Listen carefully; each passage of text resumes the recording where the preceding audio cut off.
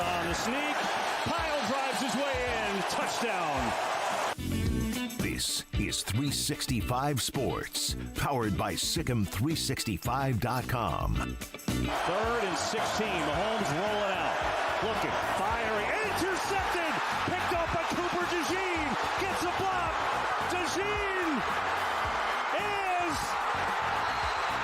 in. Touchdown. 365 Sports is presented by IdealMRI.com. High-quality MRIs for $497 or less. IdealMRI.com. Your health is important, so is your budget. Here's Mahomes. Four-man rush over the middle. It's intercepted again. This time it's Zach Bond, and the Eagles are set up inside the 10. 365 Sports is also brought to you by Texas Farm Bureau Insurance, protecting Texans since 1952. Hurts lets it go. Complete A.J. Brown. He's in. Touchdown, Eagles. 365 Sports is turbocharged by Unite Private Networks. Find out more at uniteprivatenetworks.com. Maddox comes in and makes a huge play. Now the Eagles get it back. We're going to run some clock, or maybe throw the dagger. Hurts going deep for it all. Devontae Smith. He has got it. Touchdown. Now here's David Smoak, Paul Catalina, and Craig Smoak. Well, here we are back at our cozy studio, 365 Sports in Waco, a mile west of McLean Stadium off the Brazos River. We hope you've had a great weekend as we start a week of, well, all of us together. Craig, who was out of pocket while we were at the Super Bowl covering Radio Row. Garrett's back with us. Emery's back with us. Andrew's here. He missed us, although never did reach out to see if we were doing okay. Paul Catalina, who was with us as well on Radio Row. We had a really good week, and we hope you enjoyed our coverage when we were on location. Super Bowl 59. Blowout city. Philadelphia, which came into that game on a wrecking, just a massive, just hammering everybody. And Kansas City tried to win 3 in a row. Didn't happen. No one's ever done it. No one has ever done it. 59 years. Won 3 straight. The Eagles' defense just obliterated Kansas City and gave Mahomes no time to breathe. Yeah, it was an unbelievable game plan by Vic Fangio, Nick Sirianni. Jalen Hurts played out of this world, save for a couple mistakes he made. But the Eagles spent the last 2 years figuring out what they had to do to win it after coming up short in that classic game against the Chiefs a couple years ago. Maybe Jalen Hurts' best ever career game was in that Super Bowl. He was absolutely fantastic in the game. And they did it by drafting a lot of Georgia players, but also admitting, like, okay, where can we go get better? And then when the Saquon Barkley opportunity presented itself to them, they did it. That makes everybody on the team better. And it's kind of weird when you say, like, hey, why is Saquon Barkley not his potential? Like, oh, maybe the Giants have the 32nd worst, or the number 32 out of 32 offensive line over his career in the NFL. What if we put him behind this big, gigantic one that's great and see what happens? He broke records. And so something you'll never hear me say very often, but hats off to the Philadelphia Eagles. They do it better than anybody else right now. Yeah, it's just amazing. Hello, chat. Hello, everyone. I'm Craig. Nice to meet you all. Amazing how difficult it is to win 3 straight Super Bowls. And I don't know that we'll ever see it. It's just one of those things that seems to be impossible. And if anybody was geared up to do it, it was the Patriots years ago, and then we know what happened there. And then it was the Chiefs this time around, and we know what happened last night. So, yeah, I was gobsmacked by just how lopsided that game was. Not surprised that Philly won. I think if there was any team in the league that, especially in the arguments leading up to the game, you could say pretty definitively, oh, they've got more talent than Kansas City, Philadelphia would be one of the only teams you could say that about, right? So they were a team that was set up to match Kansas City in a way that not everybody can match them. And they got to Patrick Mahomes early and often. They turned him over early and often. A couple of those really bit KC early on, and I think the rest was history. Once they got out to that big lead, it was pretty clear the writing was on the wall in that game, no matter how magical Mahomes has been in the past, just too deep a hole to dig out of. And, I mean, Kelsey a non-factor, running game a non-factor.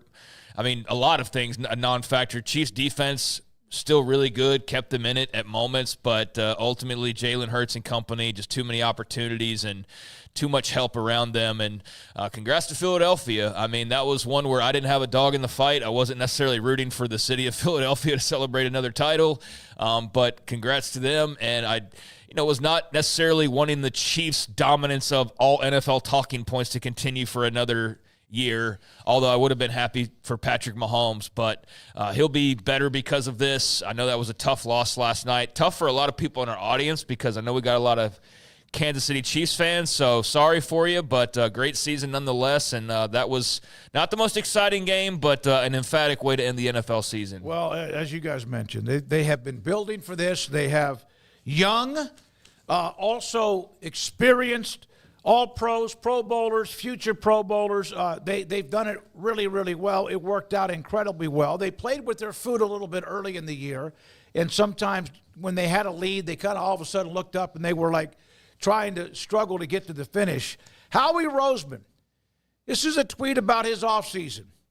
He hired Vic Fangio, defensive coordinator, drafted Quentin Mitchell, Cooper DeJean, who, of course, had the pick 6, Zach Bond. He's just a guy. And he ended up being all-pro as a linebacker. He was everywhere.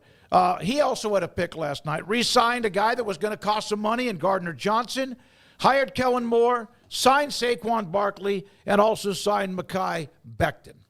And the Eagles were smart enough to figure out, Mekhi Becton sucked at tackle. What if we just put him at guard and see how that is? He's one of the best guards in the league now. Yep. Along with extending the contracts that are on the screen, really good players. That's from Jason Reed. That's what the Eagles did. They protected their own and went out and found some others. Yeah, it's good GMing. I mean, succeed in the draft, succeed in free agency, and take some guys maybe who aren't working out elsewhere and find a way to make them work for you. That Cooper DeJean pick 6, I mean, that was an incredible play, incredible read of Mahomes, and just at the right moment, kind of felt like a dagger in the side of Kansas City of like, they're in real big trouble. They might not find their way out of. And sure enough, they never did. But, yeah, I mean, they've been a well-run organization. There's a reason why they've won a couple of Super Bowls here in recent memory. A couple different, coaches and just different personnel, and they're built to be in it for the long haul. I mean, all those Georgia guys that you mentioned on defense. Jalen Hurts is still a young cat, man. He's a young guy. Devontae Smith's a young guy. Saquon Barkley's a young guy. They're not like an old veteran all-star team that you see a bunch of guys trying to chase rings at the end of their careers. There's still a lot of young guys, and that's what's scary about Philadelphia is it really does feel, although we're all guilty of doing this way too much, of like it feels like they're just getting started, but – I mean, with Philadelphia, I don't know how many Super Bowls are in their future beyond this, but they are built very well, obviously, for the now and even moving forward as well. Yeah, they're built in, like, they have a window here of really good players under contract. They manage the cap really well. So, again, we don't know what's going to happen. And injuries, different things happen, all that. Coaches, Vic Fangio leaving could have, say he retires, Maybe the Adelsons buy the Eagles and just send, Jordan Davis to somebody for no reason overnight or something like that, I don't know. I was not going to approach that. Yeah. Oh, we're going to talk about that at some point. I've been off for a week. I got to talk about Luka at some point. I just want you to be in a good place, Craig, to talk about it. I'm not. Yeah, but you shouldn't be. Well, I mean, if Anthony Davis doesn't have injury issues. Smokey, by the way, when we were driving back from the airport on Friday, a truck passed us and on tape, just yellow masking tape on the back windshield said F Nico Harrison. Oh, my God, yeah. More power to whoever that was, absolutely. But no, I mean, barring just complete dumbassery from your ownership, you should be set for the long haul. And I think that's the exciting thing as well for Philadelphia fans. So, that was a great performance, a great team. I want to say, I don't want to steal your thunder here, but congrats to Gabe Hall, former Baylor star. He's a Super Bowl champion now, a member of their practice squad. So very cool for Gabe, who is just a rookie, right? Yep. Just a rookie. So that's very cool to be along for the ride and to be involved in practices and everything and now get one of those big, shiny Super Bowl rings. So that's pretty badass. And I looked through throughout the rest of Philly's roster, and I didn't see much in the way of other Big 12 representation or people that kind of stood out. I mean, a lot of names that are familiar, obviously, but sort of lacking in those categories besides Gabe, actually. But, yeah, very happy for him, and I know that's got to be just an incredible feeling. Well, congratulations to him. Siaka Ika, which, Craig, you passed that along to us in the middle of last week, and also Tyquan Thornton were on the Kansas City Chiefs. So here's something to think about with Philadelphia. They've now won they've been in 3 of the last 7 Super Bowls. Anybody would love that. Even the Brady run with the Patriots or the Steelers in the 70s or the Cowboys in the 90s, Packers in the 60s. They've now won in 18, 22, and 24. They have averaged in their Super Bowl games, the one loss, which was, of course, the treacherous end-of-the-game loss again to Patrick Mahomes. They're averaging over 38 points a game on offense in 3 Super Bowls. 41-40, and the loss they had 38-35. So they have been explosive on offense. But the defense, I was at the Super Bowl COVID year when Tampa Bay had Tom Brady at quarterback, and Mahomes was, of course, coming back to play in another Super Bowl. And I remember that game. Tampa Bay was in his business. We had incredible seats thanks to Eric Horton. But, I mean, he was just constantly in trouble. And that's exactly what happened on Sunday. I don't think he ever looked comfortable in the pocket. No, I mean, Philly was in his business all night long. I mean, from the moment the game started, they were after Patrick, and, I hate it for him. I know there are a lot of Tech fans. There's some of those I'm referring to in terms of, Kansas City folks who are disappointed today. I know a lot of adopted Tech fans and just Patrick Mahomes fans, of which there are many as well, including myself. But, yeah, I definitely felt bad for him amongst some others on that team. And he has had his way of the world, basically, as an NFL player, and it's been very few and far between when he's been uncomfortable or made to look like he looked last night. And a lot of that not on him. DeJean, he clearly didn't see him, but he was also being rushed and, not just sitting there just looking around and scanning. He was moving and looking, and DeJean just did a great job of disguising himself. He gets hit on the other interception, and that, messes his throw up a little bit to the point where it gets picked off. But, yeah, he was getting rattled all night last night, and that's what you have to do to beat the Chiefs, man. You can't let the best player in the world sit back there and not get pressured and be able to do just whatever he wants to do. And so they didn't let him do that, and look what happens. Oh, well, that's how you beat the Chiefs? Yeah, you don't let the greatest player maybe of all time when his career's said and done just have all the time to do what he can do. And you force him into throwing an interception, and you pick him off, and you run it for a touchdown. And Philadelphia just did all the things that you need to do and you have to do to beat a team like Kansas City and a guy like Patrick Mahomes. So that was not on him last night, but I know he handled that very well. I watched him in the postgame. He was classy about it, as you would imagine. But, yeah, he was rattled. He definitely got rattled. Yeah, when they just keep coming at you with 8 different guys, coming through that defensive line. Look, the 3 Georgia guys alone, the 2 defensive tackles just getting that push up the middle, the Nolan Smith on the outside, Josh Sweat, Florida State, by the way, doing it. And, who was really fun was Jalix Hunt from Houston Christian University, who they saw last year in pre-draft workouts, and they watched this film. They're like, this guy has got 1 million sacks. Maybe we can just tell him, look, for early on in your career, you're going to have one job. Go get that guy. Play some special teams, and that's good. And that's what he did. Brandon Graham had a great game. Williams, they just dominated the Chiefs up front and didn't have to blitz. They didn't call one blitz. 42 pass plays. Mahomes was never blitzed. Never blitzed all night long. They rushed him with 4, took advantage of Caliendo playing out of position. He just got mauled all night long. And I'll tell you who had a great night, and I'll explain this to you last night, and had nothing to do with the game. Myles Garrett. Because the Buffalo Bills, I think, are about to call the Browns and go, what do you need? Name your price, because that's the only way that they can get over this hump, is to get a guy like that who can help their defensive line wreak havoc and not on an Mahomes. aging player like Von Miller, who still at times can make plays, but not the way that Myles Garrett would do it consistently. When you haven't seen Kansas City lose often, and then you see that happen, they've now lost 2 Super Bowls. They've been to 5 in the Mahomes, Andy Reid era. pretty amazing. But that last night, they had no chance. It is, and to have Tom Brady calling the game, they're being able to speak about Patrick in real time. I know people are of different opinions when it comes to Brady and how good he is as a broadcaster, not and all of that. It didn't really affect me one way or the other. I didn't really focus too much on him last night. I was just kind of more in awe about how dominant Philadelphia was. But I did sit there and think about if Patrick Mahomes wins that Super Bowl last night and he's got 4 at 29 years old, like there's no way he doesn't break the record. But it almost seems like that was too easy. Like he needs to have some adversity thrown his way. You know what I mean? So it's like last night's a chapter in his story now, much like the first Super Bowl loss was.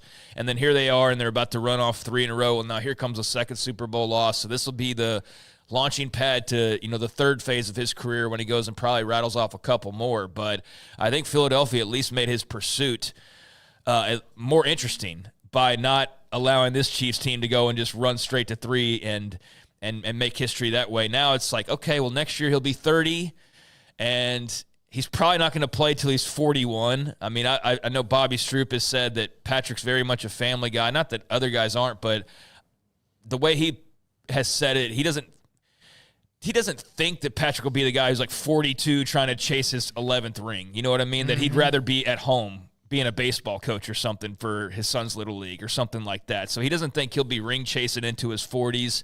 But what he's able to do over the next decade of his career will be fascinating. And if he had won last night, then you're looking at 4 already, and you're like, okay, how does he not pass 7? Yeah. Well, then last night you at least go, well, that makes it a little bit interesting because now you have to win 4 and 10, and you can, and you are going to get older, and at some point, knock on wood, I'm not wishing this. At some point, you're probably going to have an injury that you missed some time with, which you've basically avoided for much of your career at this point. So, in terms of just the Mahomes chase to greatness, he's already a first ballot Hall of Famer, all those things. As far as Super Bowl titles, last night made it a little bit more interesting because I think if he wins last night, it's like, like name a number that they're going to win, Yeah, absolutely. And it gets harder. But here's the thing for the Chiefs.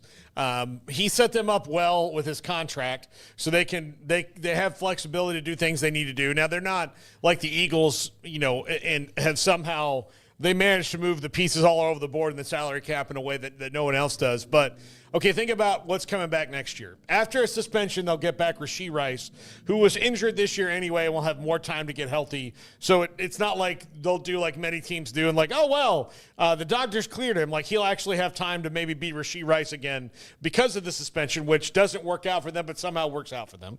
They have Xavier Worthy, who had a pretty damn good rookie year. I thought last night. Yeah. He could have been he was not MVP, but he could have been gotten a vote. Okay, so give him another year of learning NFL offenses and routes and things, and they've got their Tyreek Hill replacement that they haven't had in a couple years since they traded him to the Dolphins. Who knows about Kelsey, but they'll address their situation in the offensive line. The defense isn't losing hardly anybody. They'll draft well, they'll add well. So the Chiefs are going to be right back here. We'll see how now the rest of the league responds to what the Eagles did and go, okay, how do we put together a defensive line that can be at least comparable to what the Eagles did last night, because that was the key to the entire game.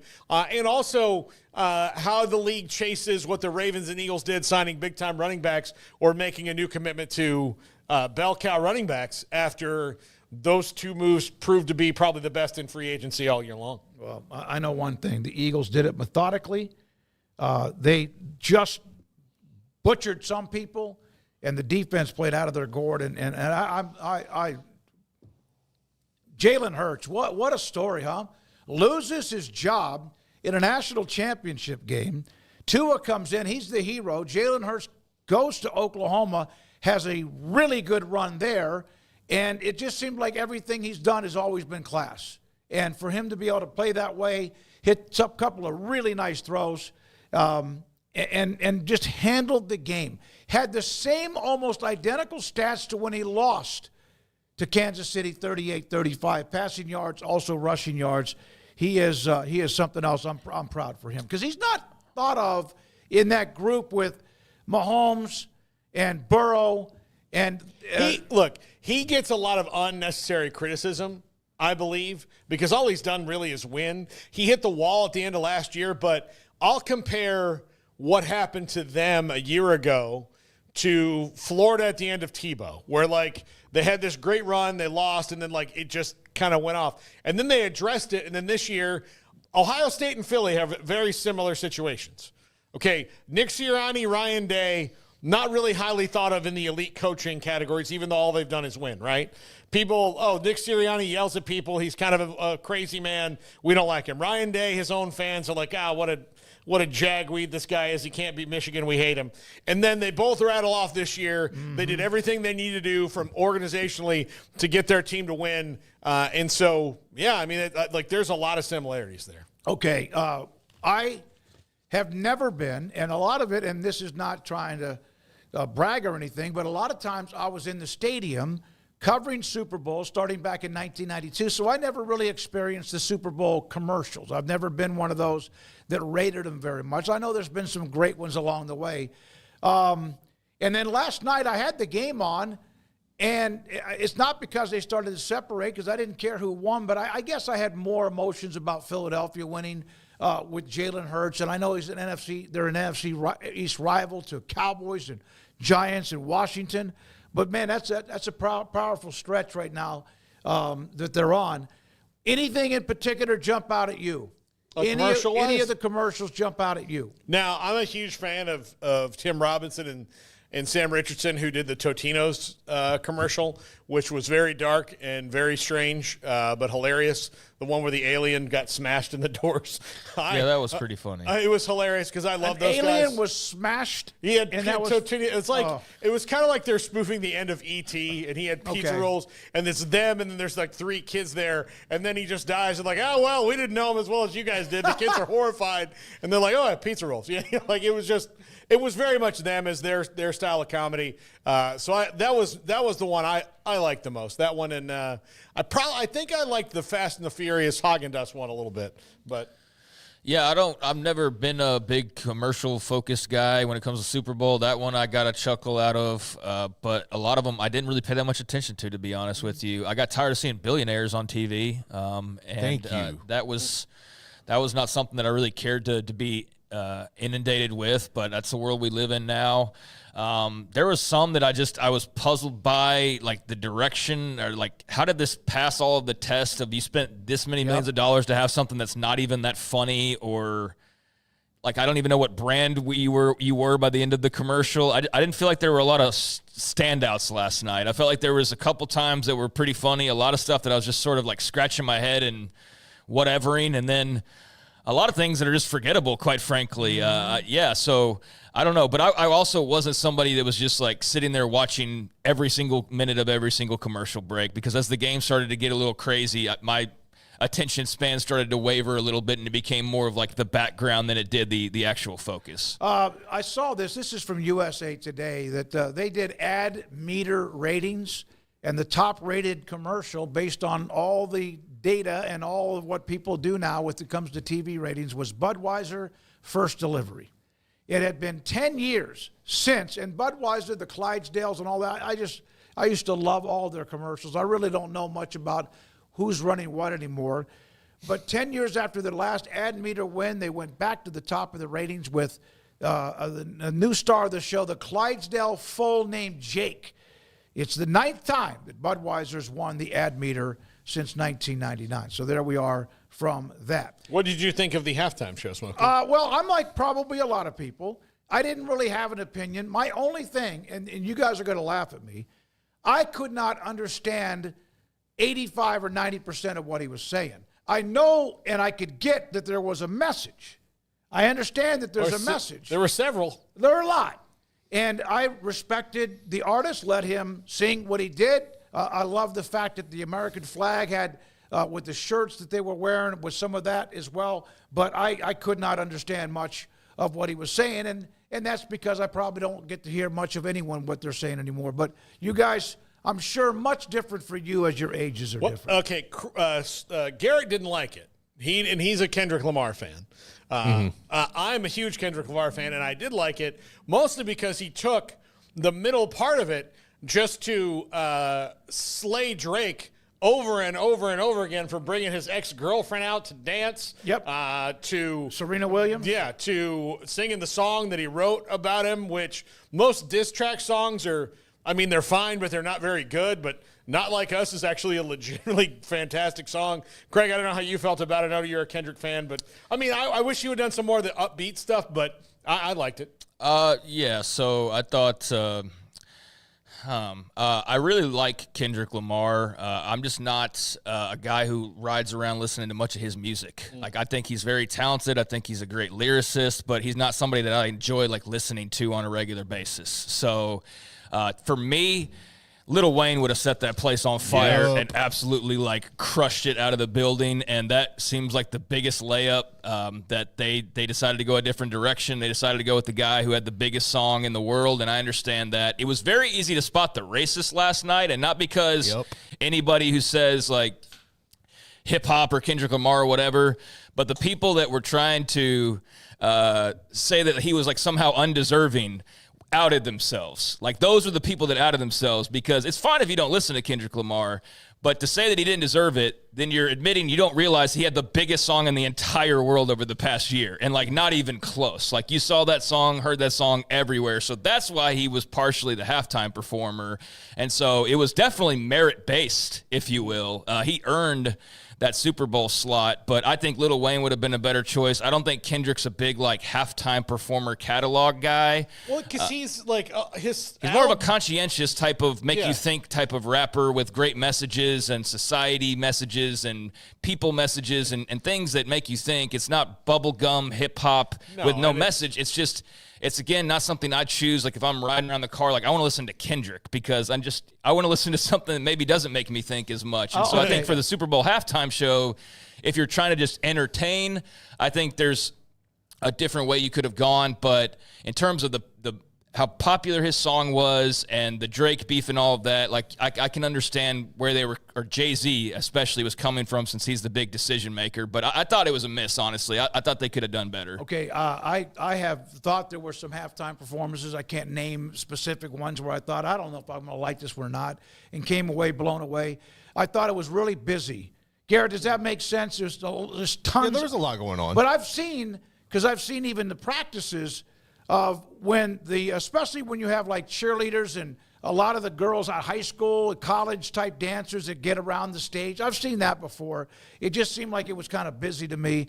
Not surprised, some of you in the chat room just say it's smoky, it sucked. That's from Stormy Cyclone. I wouldn't say it sucked. I can't say that if I can't understand some of the words. I do, and I did read some of what the messaging was. And that's fine. Everybody has a right to how they feel about things, and so that's what he was trying to convey. Yeah, and look, he is, if you listen to an album of his, like track 1 to track 12, 14, whatever it is, if you listen to it, he like lists the tracks in order the way he doesn't want you to hit shuffle. Like, basically, you listen from beginning to end because he's more of a storyteller kind of a guy in that regard. It's like a Bob Dylan of rap. Yeah, exactly. It's a great way to put it. So again, like, to Craig's point, like, yeah, maybe not the most high energy dude to do it, because like when I saw Justin Timberlake live, I became a fan of him more after that, because it was like just high energy and it was such a great performance.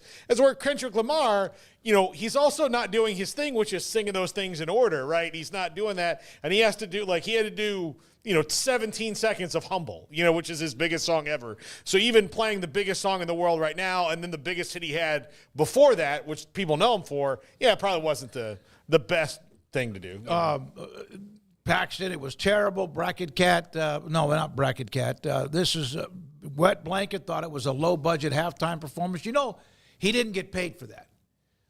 He did not. A lot of times those who do halftime, for example, The Weeknd during the COVID year actually paid the NFL. You have to pay perform. for your production. Exactly right. Yeah. So, well, I mean, look, a lot of people like Kendrick but didn't like the performance. People don't like him, didn't like the performance. People who do like him did, or do like him and didn't. I mean, it's up to interpretation. I don't think there's like a hard, fast line on whether it was great or not. It's up to people's different opinions. And look, I like Kendrick. I didn't enjoy the halftime show. It is what it is. All right, so there we are on that as far as covering what happened in the NFL. Can you believe now there's not another football game that counts? It counts until like the third weekend in August. Yeah, I can believe it because I was sitting there thinking about how it's about 8 months till another football game. And so what are we going to talk about? I mean, there's going to be plenty going on, of course. But, it's a bittersweet thing because football season is over. And I guess you can whet your appetite with the UFL or something along those lines, start to see them floating those commercials. And it didn't make me excited for the return of the UFL by any means. But I know for some people that at least carry them over. And then for others like us, there will be spring ball and things of that nature. But yeah, it's a little bit bittersweet. So now baseball and the NBA come into more focus, and of course college basketball. College basketball. We're going to get to that in a minute. We did have Daryl Johnston on, Craig, this last week, who's now running the UFL, and a good segment about what they're feeding as far as what they provide now for the National Football League, and knowing how big that they're going up. They're not going up against them. They're not trying to compete with them. All right, Kansas State promotes Matt Wells, former Texas Tech head coach. Utah State, he now becomes their signal caller with Riley now moving on to take the job with Dallas, with the Cowboys, as the offensive line coach. So Matt Wells, after leaving and being shown the door at Texas Tech, replaced by Joey McGuire, ends up at K-State. Now he's their offensive coordinator. I'm very intrigued, by the staff that Brian Schottenheimer is putting together. There's no retreads in this thing. I mean, they are brand new off the rack when it comes to NFL. So I'm very curious as to how that works out. But for Kansas State, and we'll ask John Kurtz about this a little bit later, to me, kind of a no-brainer because he's already been an elite play caller other places. Now, this was the second year in a row they've had to replace their offensive coordinator last year with Colin Klein heading down to A&M. So hopefully for their sake, Matt Wells can stay for a couple years. And, also they've got one more year guaranteed with Avery Johnson, and they need to make the most of it. So best of luck to Matt Wells. So how did you feel about Connor Riley in that move? I'm fine with all the moves Brian Schottenheimer makes. I don't know. Like, I'll say it every time. Like, I don't think any of the coaches are really the problem until we see some performance. But yeah, I'm intrigued by it. I'm intrigued. Like, get some new blood in there, some new ideas, see how things work, because the general manager is not going to help you out to any kind of regard. So do what you want. Figure it out. Yeah, I mean, I think the Cowboys are setting the bar low enough that they should be able to exceed expectations rather easily, because I don't think there's any hype for them now at this point, especially with their division as noisy as it is. So I think he could slide in there and be a good addition, and I think that maybe they surprise some people just because now the bar is kind of set low based on how they handled the head coaching position. But I know there's some K-State fans glad about this move, some that are maybe not so glad. I know that K-State was far from an offensive juggernaut last year. I mean, there were times when they were really good, but, I mean, it wasn't as though they were just dominant and this is a unreplaceable type of, person here. But good luck to Connor Riley, and I think Matt Wells is a guy, obviously, with a ton of experience. He's one of those former head coaches that head coaches like having on their staffs because they've got more of that head coaching expertise and experience, and a guy who's very well traveled and, obviously was dabbling as far as co-OC last year a little bit. So I don't think it should be too much of a transition, and we'll see. I know it's not the most exciting move maybe, but certainly one that makes a lot of sense for Chris Kleiman. There were thoughts that Texas Tech was going to lose James Blanchard to Notre Dame, and then this was put up over the weekend, Blanchard staying with Joey McGuire as their general manager and moving forward. Golly, this took forever, did it not? Like, I was sitting there like middle of last week, and then I guess the news finally dropped that he had decided to stay. Like, my gosh, that was like a week long of wondering what was going to happen there. But the last time I talked about this was, I think, the last show that we did, and I think we pretty much came to the conclusion of, like, if he leaves, Tech will be fine, and if he doesn't, great for Tech. And I don't think my opinion's changed from that. Obviously, the Notre Dame overtures are flattering. The pay raise and whatever else they might offer, that's flattering. It also, I'm sure, came in handy when he took that back to Tech and said, hey, here's what you guys need to match, or here's what they're offering me. Tech has shown no signs of slowing down when it comes to dipping into their wallets, and they did it once again here. I don't know to what extent, but good for James Blanchard for doing a good enough job to be pursued by the runner-up to the national championship, and also to be so heavily wanted to stay in Lubbock and to be able to then use that leverage and maximize, what he's able to make. I think he's probably a very happy man right now, and he doesn't have to pick up and move, so even better. And I think it's great for Tech. I don't think it would have been backbreaking by any means. I know he's a big part and an original part of what Joey Maguire's building, but now you better make sure you go win the Big 12, right? Like all this to do. Now go win the Big 12. This has been quieted. You've got the personnel. You've got the assistants. You've made your coaching changes. Had a couple big-time coordinator hires. Now this is out of the way. Go get locked in, and it's about time for Texas Tech to go compete for the Big 12. But good for everybody involved there, and I know Joey's got to be thrilled. Randy Clements, he's been around of late. North Carolina with Mac Brown, and, of course, Mac Brown out. Randy Clements, he's been at Baylor. What was it? Tennessee, Ole Miss. Where was he in the SEC? He's been like 6 schools since he left Baylor. And then, of course, now he, along with Robert Luge, end up being on the TCU staff that had Carlton Buckles. He went to McNeese State. Kendall Briles, of course, is on that staff. Kazadi as well. And Randy Clements, a phenomenal offensive line coach, joined Sonny Dykes at TCU. Yeah, Randy Clements, he's one of the best in the biz, though. I mean, there's especially coaching that particular offense and offensive line development. If he tells you that you think you're a tackle and you're a center, or you think you're a guard and you are, that's what you are. There's no one. He's kind of like the sommelier, the guy who can drink wine and tell you, oh, these are notes of raspberry and pine and all whatever it is, and this was aged. This is from Bordeaux, isn't it? Look at that. I can smell it. He's the one who's like, you're a guard, you're a center, you're a tackle. You need to put on 75 pounds. We're going to get you in. So he's unbelievable with it. He's one of the best in the biz.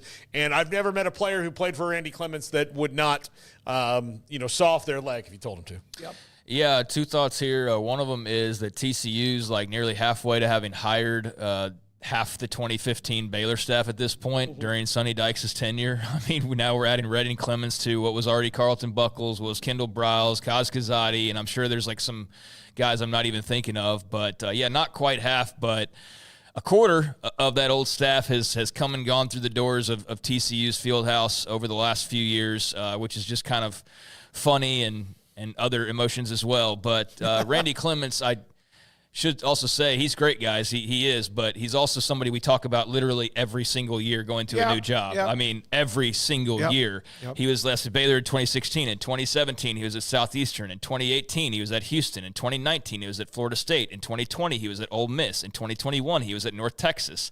Oh, he actually stayed for a second straight year somewhere, and in 2022, he was at North Texas, and then last year he was at North Carolina.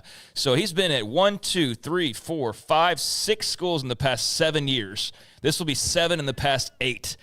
He's a really good O-line coach, but that's a lot of moving around, man. So I'm sure. I wonder how many of those came with coaching changes with him leaving. Oh, I'm sure some of them, but not all. Yeah. That's why I'm just not making this out to be like it's the biggest thing in the world, just because we talked about him moving around legitimately.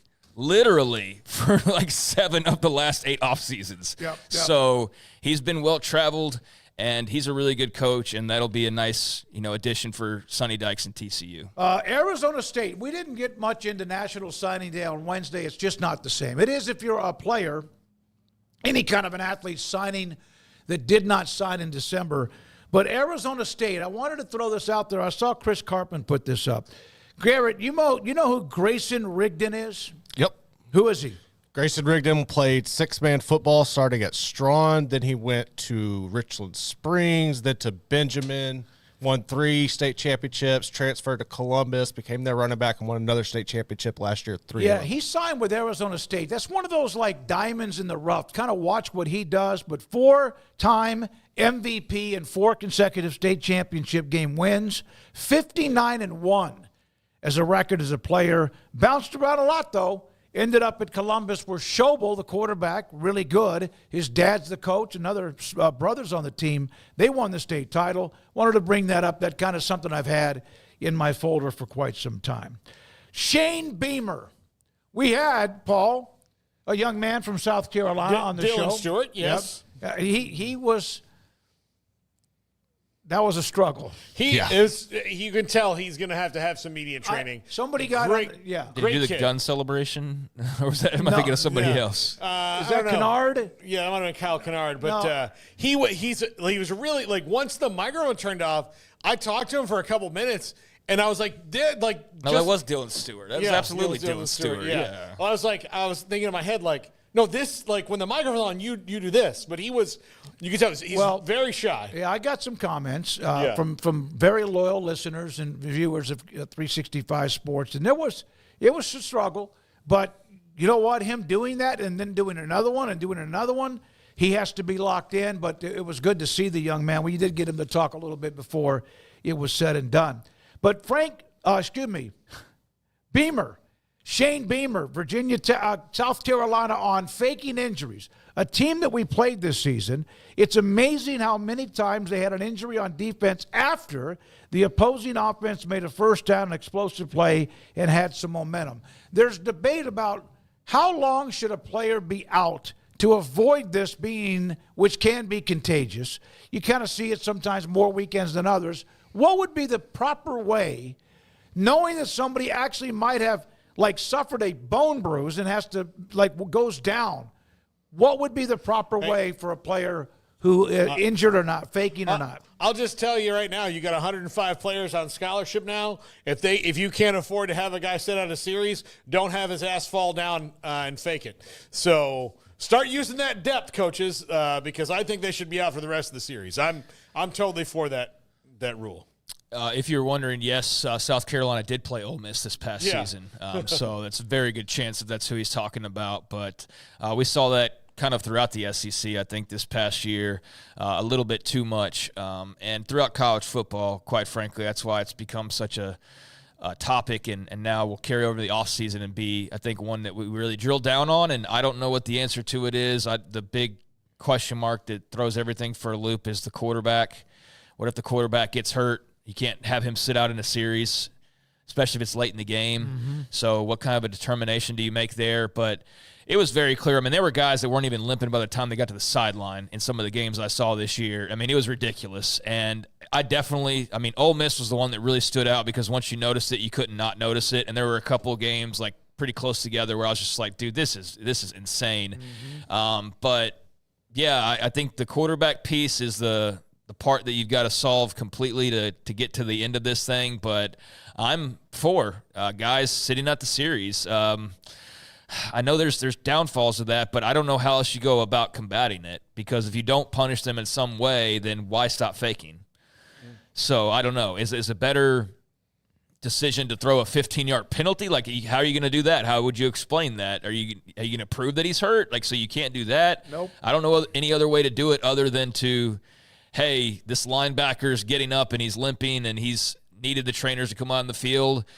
He's out the rest of the series. Yeah, that sucks, especially if he's your best linebacker and you need to get a stop to win the game. But, again, I don't know how else you do it. So if somebody's got a better idea, I'm all ears for it. But I do think something needs to be done about it. And this can't be just something that continues on in the next season and the next season. And then, it's like all the other issues where you just never deal with them and they become more compounded over time because, it started to become too commonplace. Like I said, you got 105 scholarship players now. Yeah. You got plenty of guys. Redshirting means very little now. Very, very little. Right. So if you're worried, look, Lane Kiffin can still have people fake injuries. He can just send in the guy to fake the injury that he doesn't worry about being out for the rest of the series.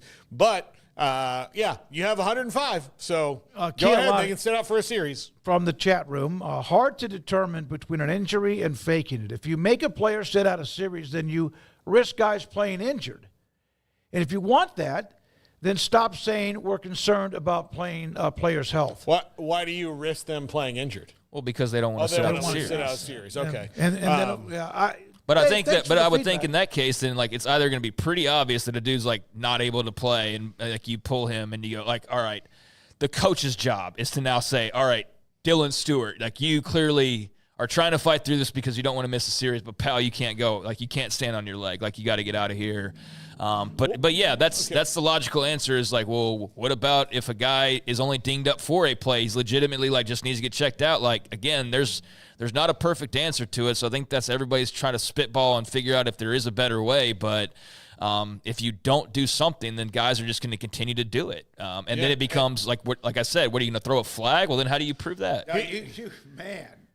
Here's what I would also say to that, and the coaches need to be responsible for this. There are microcosmal instances of players playing like Jordan's flu game and Willis Reed and guys toughing it out, like Phillip Rivers playing a game with a torn ACL, that's all great. But also you have to make the determination of like what's best for the player, and is this guy really helping us, or am I trying to win one for the Gipper for no reason because I believe in toughness? Well, the tough NFL, guys, the reason they got sued is because they had a lot of those guys playing. Well, yeah, and so like, do you believe in tough guys and you push this fake tough guy narrative that winds up hurting you in the long run because you've got this? Here's Paul. I agree. The problem is the guys are faking injuries. Yeah, exactly. And it's bad for the game. So it's bad for the game. So that to me just is more reason to hold these coaches to account and make them kind of get rid of their old stupid tough guy narratives, or they're cheating of like, oh, well, this guy, we didn't want to put him in, like he didn't want to come out of the game, so he played. Like, all right, well, you're the adult in the room, dude. Like, tell him you're out for this series. That's your decision to fake the injury. No, it needs to be out of the hands of the coaches. It needs to be a part of the training staff. The training staff and doctors. Mm-hmm. And that's the way it is most of the time. But like having a hamstring injury or you're out of fluid and you're cramping, that's still part of the training staff. That's part of the strategy too, though. Like absolutely. You should have hydrated better, and like if you didn't, then that's your fault. We can't have anything be perfect, right? Like everything's going to have a flaw to it, everything. So I know we want to perfect every element of every aspect of every part of every game, and that's just not doable. So, you're either going to sit out the series and you're legitimately hurt, but like, you know what? Who'll stop faking injuries? Guys who don't want to miss the series. Like they're not going to fake anymore. And for the guys who are legitimately hurt, like if it just so happens that it's a type of injury where you only need to miss a play, well, that's just very unfortunate. That's just bad luck that you would have to miss maybe an important series. But not every time a guy gets hurt is it going to be the last drive of the game with the team with the ball trying to score to win it, and you're on defense. Like, yeah, that's probably going to happen. But if it eliminates the 5 other times during the course of every Saturday that you're seeing guys like just fall halfway to the sideline because their team's defense isn't ready, well, then the rule will be doing its job. But there's going to be somebody affected. There's going to be some collateral damage to it, but I think you'd much rather eliminate the obvious poor acting at that a lot of times versus the more minute chances that a guy gets hurt and it's the last drive of the game with the game on the line type thing. And there still might be some that fake it. And they're gone. Just to slow the game down, the tempo down, to give a chance for the defense to get a breather. But I think in that case, though, like if you're Lane Kiffin, you're trying to go around it. What are you going to put in some third string linebacker and then inform him like, hey, you go in there and we've got to stop the clock somehow. You fall down. Like then that would be so obvious. I mean, it would rip the mask off a lot more than we already see past the mask already. But there's still a little bit of mystery to it of like, is that guy really hurt? But if you were to then have to try and get around that, I think it would be pretty clear what you're now attempting to do. That's exactly right. And you might put a third stringer in there to fake an injury after the play, and the guy gives up a big play because he's a third stringer for a reason. All right. Well, I mean, then don't send in the guy to fake it in. That's what I'm saying. Again, consequences are an important thing. Not living a consequenceless life will. You're coming up with words. Consequence-free life. Yeah, that's probably better. Yeah, it's not good for anybody. You got to have consequences. All right, college basketball. There's going to be a number 1 against a number 2 this Saturday. We'll get to that in a moment. But these are the teams. These are the images of the teams based on KenPom. And KenPom, since 2001, it's an analytics-type rating system for men's basketball. 96% of the national champions since 2001 have been a part of the top 21 KenPom offense before the tournament begins. All right, and on top of that, 91% of the national champions since 01 have been top 31 on defense. These 9 schools right now are top 21 offense and top 31 defense at this particular time. You have Iowa State, Houston, and Texas Tech and Arizona from the Big 12. Even though they don't have a lot of highly ranked teams, there are your 9 images. Florida just spanked what was number 1 Alabama. Number 1 Auburn. Auburn, yeah, they beat Auburn. And yeah, all these teams are quite good. Tech of the 3 or the 4 in the Big 12 on that list is the one who probably is flying under the radar a little bit nationally when people don't realize quite how good they've been. They're going to be a tough out in March. They're going to be really tough out.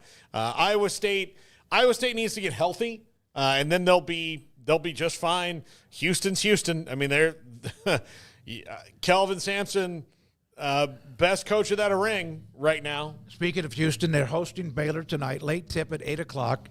And also then Houston and Arizona. How about that coming up this weekend? That will be one hell of a game. We'll get to Baylor in just a second. Craig? It was a hell of a Arizona-Texas Tech game over the Yes, weekend. it was. Nice win by the Wildcats there in Tucson.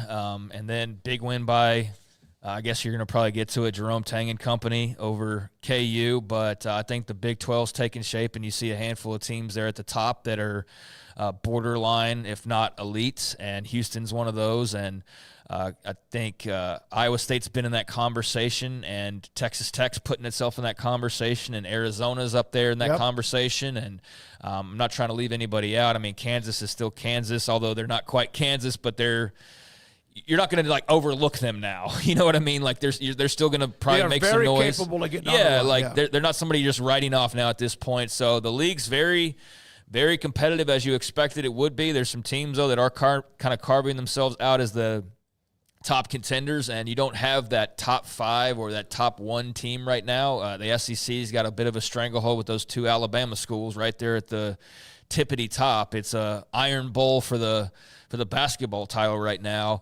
But I do think that there's a good grouping of teams that are starting to either hang out up near the top or making their way up there. Ever deep fried something? Ever deep fried, you know when it's done, right? When it's close to the top. That's what's happening right now. Like there's teams that are starting to come up to the top. So I think you're excited about that if you're a fan of the league, and you're excited, especially as we get into this crunch time over these last few weeks of the amount of great basketball we're going to see leading into the tournament. We have 3 guests today, and in various ways a part of basketball and or even looking ahead to ahead to the spring when it comes to the Big 12. We'll have them, Joseph Duarte on Houston, John Kurtz on K-State, and then also Pat Nunley, who's on his way to Houston here momentarily on the game against the Cougars. And speaking of that, Houston is still the highest-ranked team in the Big 12. Iowa State slipped a little bit with where they are. Iowa State number 10, Arizona not yet in the top 10. So this is the St. John's, who Baylor beat, remember, in that deal in Bahamas on that controversial, the clock started or not. Highest ranked, it's the highest, they are the highest ranked Big East men's basketball team for the first time since 1991. Rick Pitino. They are the highest ranked currently AP in-season basketball school since 1991. They've had a lot, including the greatness of what UConn's done over the years, but this is newfound territory for them and Rick Pitino. Look, the last time I remember St. John's doing anything of note is being a scene and coming to America. So Was it really? Yeah, they were at the St. John's game in that movie. But outside of that, like Rick Pitino's, look, and they're spending money at St. John's right now. They're bringing in guys.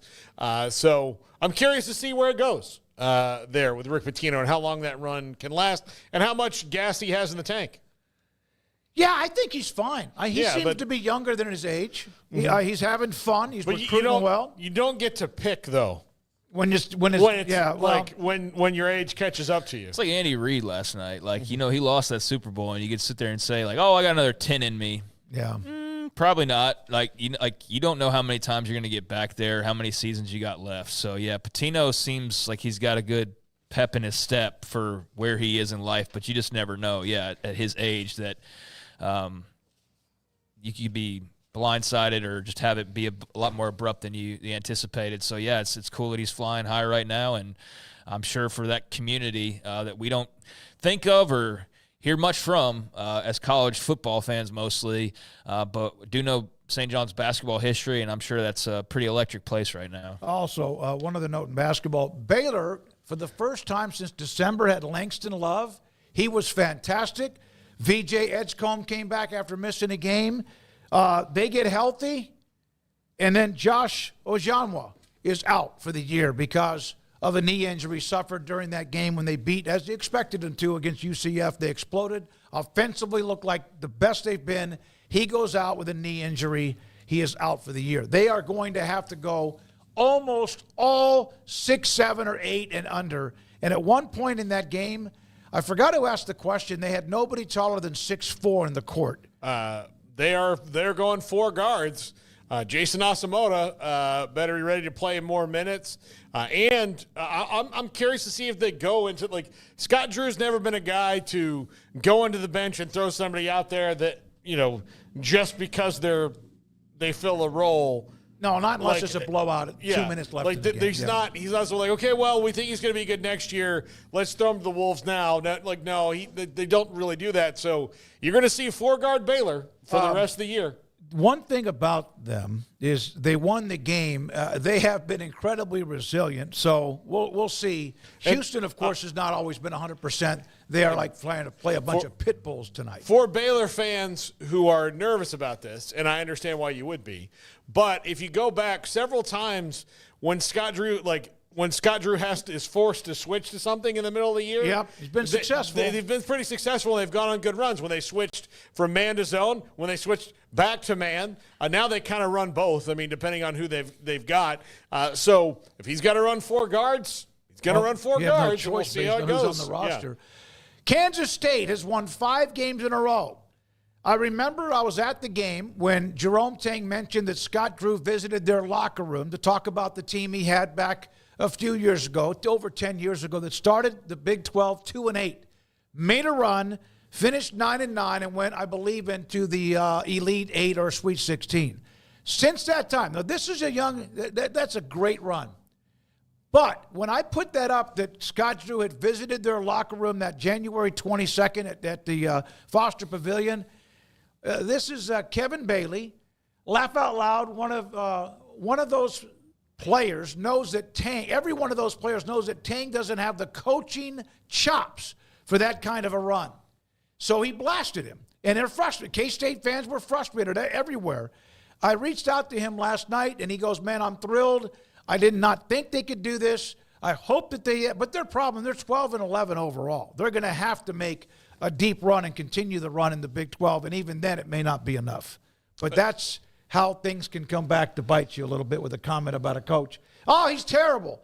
They can't. He's not good enough. He's not smart enough. And they've won 5 straight. Oh, yeah. It also helps that the guy they went out and paid a bunch of money for, Coleman Hawkins, is playing better. Almost doubled his scoring average over the time when they were not very good. So, yeah, they're all playing better. So whatever that is, whatever magic that Scott Drew sprinkled in there or Jerome Tang figured out in that moment starts with Coleman Hawkins, who was very much underperforming and now is performing very well. Yep, absolutely. All right, so those are a lot of the headlines. College basketball, college football, of course, the Super Bowl last night.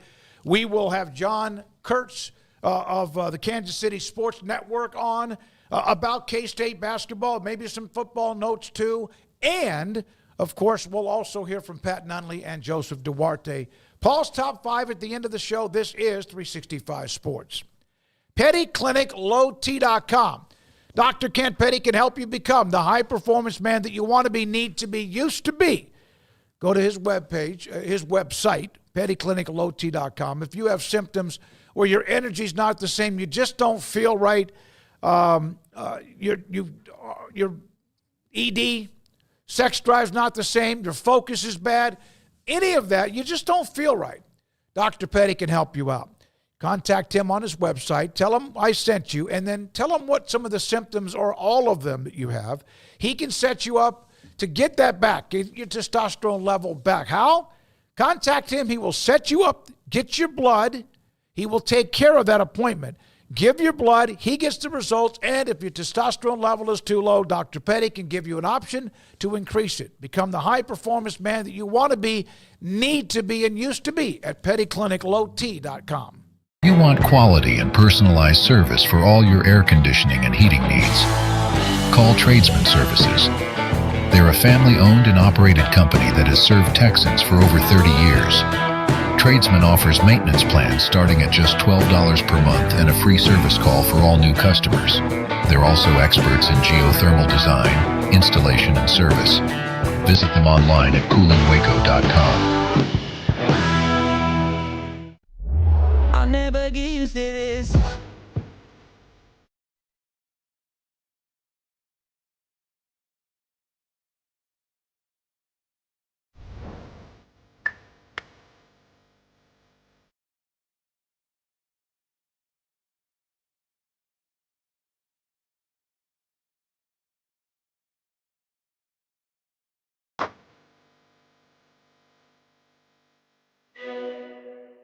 It's the Start Something New sales event at Allen Samuels in Waco. Get the new 2025 Jeep Compass for just $25,995 or the 2025 Dodge Hornet GT for only $28,995. Save 20% on the 2024 Jeep Gladiators for 2.9% for 72 months. And the Jeep Wagoneer Series 2 gets $11,000 in discounts plus 3.9% for 72 months. Only at Allen Samuels in Waco. Come by. Let's be friends. What's up? We outside. Having fun doing what I want, cause you know the sun beating down kinda like a drum. Look how I do it. Look how I do it. Another beautiful day out there, folks, so get out there, but don't forget your sunscreen, UV and I just wanna have a good time. It's all on me, pleasure's mine. The weatherman said it's the right time, so we gon' get it jumping till the night time. We gon' get it. We gon' get it. We gon' get it. We gon' get it. We outside. Yeah, I might just take a dive with it, feel alive with it, ride with it, cause I'm fly with it. Loud with the trouble, loud with the bass. No clouds in the way, smile on my face. Look how I do it. Look at me, look at me, look at me splash. Look at me, look at me, look at me splash. Look at me, look at me, look at me splash. Look at me, look at me splash. You might ask yourself what functional mushrooms are good for. Whether it's lion's mane, cordyceps, turkey tail, shiitake, reishi, they all serve a purpose. You have ones for neurological health, ones for sleeping and gut health and all these different areas. They pack a powerful punch. Functional mushrooms are, of the millions of mushrooms and fungi out there, the ones that we can actually ingest and benefit from as humans. Like all adaptogens, they kind of adapt to what you need at the time that you need them. We don't even really know that we're suffering. We just don't quite feel right. That's where these adaptogens come in and really start to close the gap and really start getting us closer to how we want to feel. Functional mushrooms have definitely re-energized me and helped me face each day with a new vigor for life. Learn ways that functional mushrooms can help you. Go to GetHumble.com. This is 365 Sports. The 3 o'clock hour is sponsored by Waco Custom Marketplace. Meats, sweets, Texas treats, and a cut above the rest. 425 Lake Air Drive, Waco. John Kurtz with the Kansas City Sports Network. There he is. Also has the newsletter open for business to Big 12 fans. Some 3,000 subscribers for that. Joins us on 365 Sports. We have a lot of ways to go. Let's start with Jerome Tang and K-State, though, John. They were dead in the water. I saw them. They lost a game here where they just let it slip away. They were close. They had played Kansas pretty well, but they just weren't winning games. What's the difference now? Yeah, well, appreciate you having me on. That really was like kind of teetering right on the edge of them getting things turned around. They had started to play better. Really, I guess it started against Texas Tech on I think it was like a week before that, where a game where they probably should have won, but Jerome Tang was sending one last message to Doug McDaniel where he didn't play him the last like 7 or 8 minutes of the game. K-State scored literally 4 points in the final 5 minutes. Texas Tech went on, or didn't score for the final 5 minutes. Texas Tech went on a 4-0 run, as ridiculous as that sounds, to win the game in the final 5 minutes, or else K-State could have won that game against Tech. And you add that to what they've been doing lately, it's crazy what the resume could actually be. But that's been really a lot of the issue. Like, they could not get Doug McDaniel on board this entire year. He was the guy that they built their transfer class around, a very dynamic point guard, but a guy who had some behavioral issues at Michigan, pretty well documented, and they were taking a chance with that, and he just couldn't get on the same page with them. They couldn't get him to play hard, play engaged, and I mean, there were times this year, like, it just looked like he wanted to be anywhere but actually out there on the floor. He was not playing for an entire game. He was going in and out of the starting lineup, and it just felt like that was there were a lot of problems. They couldn't get the pieces to fit in general, but when your point guard, your leader, like head of the snake sort of thing, is not engaged, it just, everything trickled down from that, and they just couldn't figure it out. And by the time they lost to Texas Tech, like, you're talking about double-digit losses on the season. It feels like a completely lost season at that point. And so we all kind of roll our eyes, like, all right, they played David Castillo down the stretch, a freshman who's talented but just is not ready. He's a bit overwhelmed out there right now, and it showed. And you just thought, like, hey, okay, at least they're just going to play the guy that really cares and try and develop for next year. That's fine. At that point, I had just thought this season's a lost cause. Doug McDaniel's a lost cause. Move on. But whatever happened there seemed to work. And Jerome Tang, I was at the Kansas game on Saturday. He said in the postgame press conference that they both have come a long way in their relationship, and that Doug has realized, hey, Coach Tang is not really trying to hurt me. He's actually trying to help me. And Jerome Tang has learned to be a little bit more forgiving of some things with Doug. Like, hey, he's not trying to disrespect me here. He's really trying to learn and do the things we're telling him to do. And so that has made a huge difference. And he has played like a man possessed. I mean, he was incredible against Kansas. He had 11 assists, 3 turnovers to go along with his 15 points. The 3 turnovers all came in the last 2 minutes, when it seemed like the officiating crew just wanted to get out of there. They weren't calling fouls as K-State got a little bit sloppy at the end of the game. He's just been incredible. And going along with Coleman Hawkins, who, as much crap as he's taken the entire year, has been a total, and this is what it is now, professional the entire way. He's given K-State professional efforts and has been a really good player. He just didn't have much help.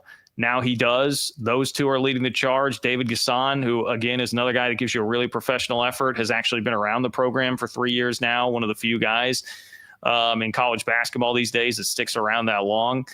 He's a Big 12 player of the week right now. He had 20 against Kansas. So that three-headed monster, now the role guys are really feeding off of that. And they're just getting incredible play from their starting five. Like Bart Torvik, over the last 3 weeks, the last 5 games that K-State's played, this winning streak, Bart Torvik says analytically K-State is the best team in the country over the last 3 weeks, which is insane. I mean, this team was 7-11 at one point. So the problem is they just have zero margin for error with the tournament. But it all starts with Doug McDaniel, and all the pieces have now locked into place because of that. Yeah, I mean, everything that could have gone wrong before. I mean, when you build teams out of the portal, you're trying to mix. You're like Mr. Wizard, just throwing things in, the beakers and hoping it doesn't explode. And, you thought you were going to have Accor, not with the team, right? Doug McDaniel essentially wasn't with the team, like you just said, and it just took a long time. But do they have to win the tournament in your opinion, or can they get there before that? Well, I think they can get there without it because, I mean, they're up to – I'm trying to get these all mixed up. I mean, Ken Palm, they're top 60. I think Bart Torvik, they may be up to 45, if I have that correct. And then the net, I mean, I think it still is maybe in the 70s. So, I mean, they definitely have work to do. But, look, they play Arizona tomorrow. Arizona's a 3.5-point favorite, I think. It'll be a home game. They win that. If you go 6-2 down the stretch, I think is kind of what among K-State circles has been discussed here. If you can get to 6-2 down the stretch, you put yourself in the real at-large conversation. I would think these things should not matter, but I would think the fact that you have Coleman Hawkins and Jerome Tang, two guys who have been pretty visible among college basketball over the last few years, would help you a little bit in that regard. you've been playing so well and would be finishing red hot and are playing a really exciting brand of basketball, that probably helps you. So I think they can do it, but it's just like, what is the margin for error? When do you hit a wall, which I would imagine is probably coming. I guess you could tell me, hey, they hit their wall for literally over half the season and they've gotten through that. But I don't know, even when you have a good team, like I can remember the team that went to the Elite Eight a couple of years ago, had a really good start to conference play. Eventually, a halfway through conference play, they hit a wall. They had a couple bad losses at Oklahoma and Texas Tech, who weren't great that year. And it was like, man, what's going on with this team? And then they turned it back on. This team just doesn't really have that luxury right now. Like, they got to continue playing at this level. If you lose to Arizona, which is obviously going to be a really tough game, then they're going to BYU right after that. And like, that is not an easy place to win at all. I think, in fact, I might give them a better chance to beat Arizona. It's nothing against Arizona. It's just, it's so tough to go out there and play in Provo. Got a road trip to Utah after that. I mean, like, theoretically, it looks like the schedule lightens up a bit for them after Arizona, but I think when you really dive into it, they're all going to be tough. They went to Arizona State last week and fell behind 15-0 and then came back and won by 1. They can't be doing a whole lot of that. So it's a shame because, like I said, this team, if you bottle up what they've been the last 5 games, I mean, they're a top 15 team in the country, no doubt in my mind, the way that they're playing right now. But they cannot screw any of it up down the stretch. They've got to keep doing this or it will take winning the Big 12 tournament. Yeah, I don't know how many games, and if they play 1 or 2 games in the tournament or go deeper than that, but if they have a record inside the Big 12, which is really close, if they end up with 10-8, something like that, no matter their overall schedule, that's going to be fun to kind of watch in many different ways. John, your thoughts, the Big 12, after all the smoke is cleared, the season, the playoff, we know the teams that made a run at it and those that were disappointing. What are your thoughts about this coming season with so much that can happen between now and they start practicing in August?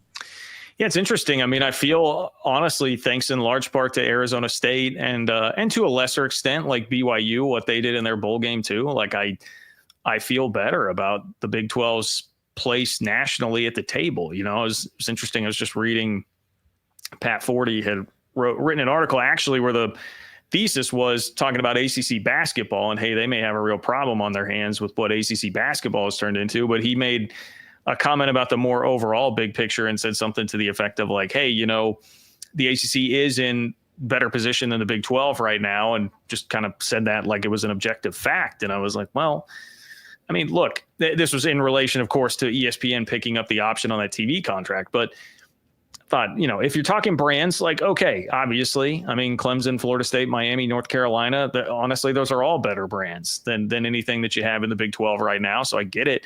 But if you look at what happened actually on the field last year, even though at one point people were talking about, wow, is the Big 12 going to get shut out of the playoff? At the end of the day, Arizona State was within one play, a 4th and 13 stop or a correct targeting call going their way from beating Texas and getting to the semifinal of the college football playoff, which was a phenomenal showing and I think earned you a lot of respect. Meanwhile, SMU got blasted and Clemson played the same Texas team and was somewhat competitive, but not nearly as much so as Arizona State. And that was the ACC champ, Miami winds up missing out on the college football playoff, kind of stubbed their toe there at the end. So I think you look at it and say, and then BYU, right? BYU wins that game and kind of validates like, oh, maybe we should have actually been talking about them when their resume absolutely warranted way more discussion than they got for the playoff at large, that last spot. I'm not saying necessarily they should have gotten it, but they should have been right there. They should have been a part of the national discourse. And I think you take all that into consideration and say, man, the Big 12 had a better year than people really thought. The problem with that is like, how does it translate to next year, man? I don't know, because if you take what we were saying at this time last year about what we expected the Big 12 to be, all of it was flipped almost completely on its head, right? We've all seen the graphic over and over now about the top of the Big 12 standings and where everybody actually finished. Utah with a terrible year, Oklahoma State with a terrible year, BYU and Arizona State coming out of nowhere. Like, I do get the feeling that this year kind of gave us a preview of what may happen on a year-to-year basis. And then how much does that hurt? Because I do think there really is something to, had the Big 12, had all those teams, like I was just talking about BYU, had all those teams involved, instead of being Arizona State, BYU, Iowa State, been Oklahoma State, K-State, Utah last year, because a little bit more brand equity recently, and just the teams that everybody thought were going to be good and started the year highly ranked. I think it probably is a little bit of a different discussion. So it could become an issue if everything's just totally jumbled year in, year out. But I don't know. You throw in like Texas Tech doing a really good job in the portal. I think that helps. They generated a lot of national headlines for that, and people should have more respect for them going into the year because of that. I really like what Utah did in the portal, and I think they're always going to have a defense. That's a candidate to me to rebound in a pretty big way this upcoming year. So I still think the Big 12 can have a similar type of season. Of course, it'll always just come down to like, how much respect do you actually get when it comes to fighting for the playoff, and just from a narrative battle nationally, what kind of respect level will you get? John, Connor Riley off to be the Cowboys offensive line coach. I'm very intrigued by that move on the Cowboys' part. I know that his play calling left a little to be desired for Wildcat fans. What do you think about the elevation of Matt Wells, who's just resume-wise been wildly more successful than Connor Riley in that regard? Yeah, well, first of all, I mean, congratulations to Connor Riley. I really like him. He is a great, great guy, and he's been an excellent offensive line coach. I mean, I don't think any K-State fans, I think, had this interesting reaction like, whoa, okay, how do I feel about this? Because there was a lot of frustration about him as an offensive coordinator, but he had pretty universal respect as a really good offensive line coach. Mm-hmm. And so now you're like, okay, how do we feel about this? I think a lot of the replacements are going to come in-house, as you've seen already, obviously, with Matt Wells getting the bump up to offensive coordinator. That I'm excited by, and I think the word on the street seems to be the players are definitely excited about that. I think Avery Johnson is very on board with that. He and Jace Brown and Dylan Edwards are very quick to share that on their Instagram stories when that broke out, however much stock you put into something like that. But it seems like coming out of the building, there are a lot of people excited about Matt Wells taking over. He obviously has a track record. I know Texas Tech fans, they've kind of made fun of the Matt Wells thing the whole time. I always have to remind them, like, this is not Matt Wells, the head coach. This is, hey, Matt Wells, coordinated offense, worry about an offense. And so I'm optimistic about that. I will be interested to see what they do. The thing that is most concerning, I think, to me, I'm like, Matt Wells has so much experience. I'm like, I think there's a pretty high floor there with the offense. We can debate what the ceiling would be, but I think there's a pretty high floor with the offense. Concern is you're going to be replacing a lot on the offensive line again. They had a really good portal class with offensive linemen, particularly tackles. And so I think K-State fans were like, okay, there are enough talent, enough bodies here. Give it to Connor Riley. He'll figure it out. He's been such a proven guy on the offensive line. And now it's like, okay, what are you going to do? There's been some talk, speculation about would they move Brian LePack from tight ends to offensive line. I think he's a real up-and-coming star in the coaching business. He's a guy that's going to be moving up the ladder. And so is that the better way to utilize him? And then you can move like a Drew Little up from assistant offensive line to the tight ends. He's a guy that has some tight end experience.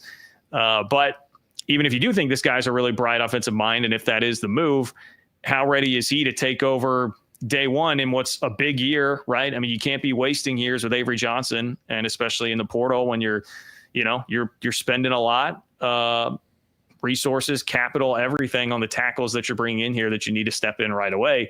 Like, do you have somebody that will be able to take that on? And I think that's really where I have the question mark. That at K-State, everything is going to be predicated on the running game and the offensive line, and you've got some incredible weapons to utilize in the backfield between Dylan Edwards, Avery Johnson, and then even Joe Jackson, who I think is going to be a really good running back too. But they need those guys up front to get it done. And it's always been something pretty rock solid that you can rely on to have Connor Riley there. And so that will be new uncharted territory for K-State this spring and throughout the offseason. John, I think you've covered pretty much everything K-State. I just want to know how you doing after last night, pal. I know that was tough. I was going to say, I almost said I'm glad the first question wasn't about the Super Bowl. I popped on here and saw that Yeah. I saw that was in the like the slug for the title of the show, and I was like, oh man. No, look, it's weird. I really wasn't, and maybe it's like as a Chiefs fan, I'm so conditioned to these close games, and for once, I wasn't really having to sweat anything out. And I was just sitting there thinking, like, man, I don't know. I had like more gratitude than anything. As weird as that is, it was not like this rage. It was not this like stress or anything like that. I was like, man, look, it sucks. I would have loved for them to win 3 straight and the 3-peat and all that. And I get annoyed with some of the narratives that form about the team, whether it's the refs or the Pat versus Tom Brady comparisons and all of that. And I knew what's coming. Like, people have been just waiting, frothing for this for the last 3 years to come in with those takes. He's not that good, or it is just rep. And so I knew what's coming. I'm avoiding a lot of that today. But I don't know. My biggest sense was I was just like, dude, I grew up. I mean, I shared the story on Twitter. Like, I can remember road tripping from Manhattan, driving over 2 hours to get to Chiefs training camp, standing in line in the heat just to watch Jonathan Baldwin, who they had just drafted a receiver, because I was so excited to get a look at Jonathan Baldwin, and then that's before like the 2012 season where they win like 2 games and you have the tragic like Javon Belcher thing in the parking lot. Like, man, like I grew up going to like Marty Schottenheimer playoff games, and they could never get over the hump. And I, stand out there in the cold with my aunt and family and just watch these bitter disappointments.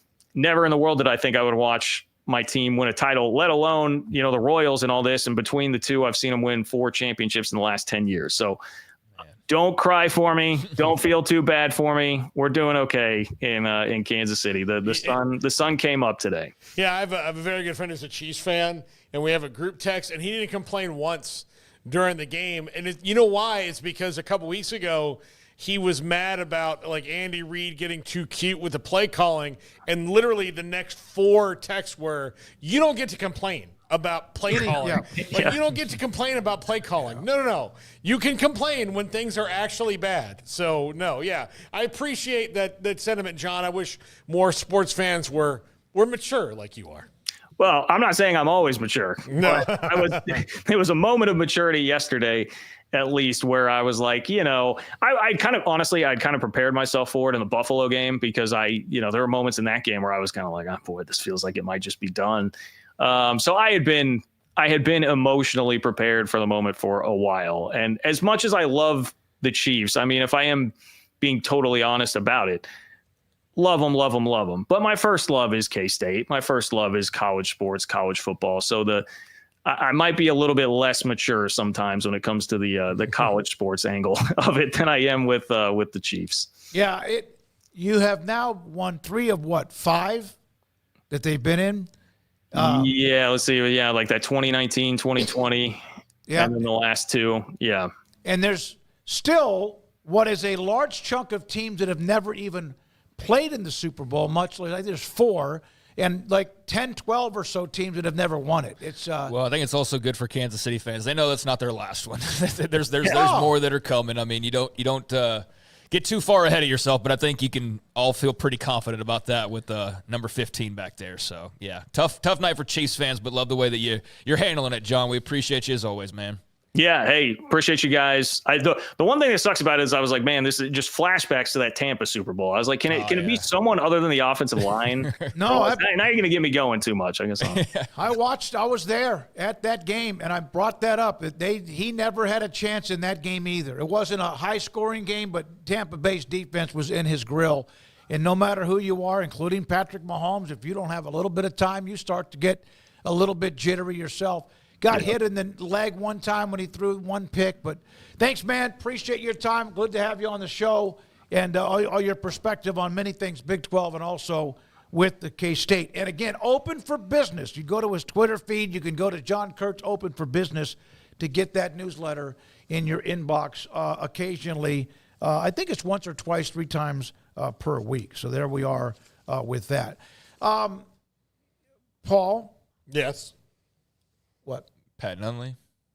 Oh, yeah. Okay, now we got to take a break for Pat Nunley. I'm sorry. I want to get to your day Saturday night, Kansas State and KU. We'll get to that because we always want to check in on how you made it to the show the following Monday after the loss on Saturday. I have to thank our good friends at Netflix and The Night Agent. Oh, okay. I've been watching that. It's a very good show. Yeah. Pat Nunley, Baylor radio color analyst, is next on 365 Sports. The Baylor Club, if you are scrambling to figure out what you're going to do when it comes to Valentine's Day, the Baylor Club has got all sorts of great specials for you right now, including what they're doing on Thursday. This one just came through my Club Eats. Okay, Club Eats to Go menu. This is from the Baylor Club. Thursday pickup. Meals that feed families of 6, including a round Italian bread loaf, your choice of tossed salads with ranch, balsamic vinaigrette, and Caesar salad. Also, meals are partially cooked and come refrigerated. These are now Eats to Go menu that they have inside the Baylor Club. Yes, you can sit there and go and enjoy their great cuisine, the incredible chefs and what they do. And with Valentine's Day coming up on Friday, that is a great place to take your Valentines for a nice romantic dinner if you want. The Baylor Club, inside McLean Stadium, memberships available. Tell them we sent you. Tell them you're a member of 365 Sports or Sikkim 365, and they will also look at opportunities to discount you, whether it is the initiation fee and or maybe a little bit of a downgrade on how much you pay the first month or two. Just tell them we sent you. The Baylor Club inside McLean Stadium off I-35.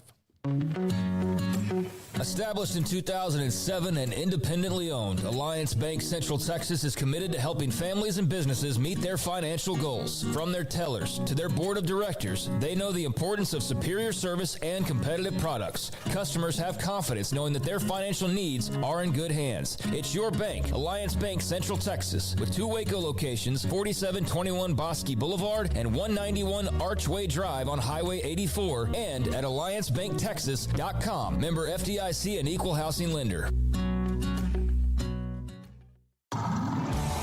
It's football and tailgate season. If you want product for the grill or smoker, charcoal, seasonings, marinades, sauces, Waco Custom Marketplace is your home to help prep, cook, and enjoy your food.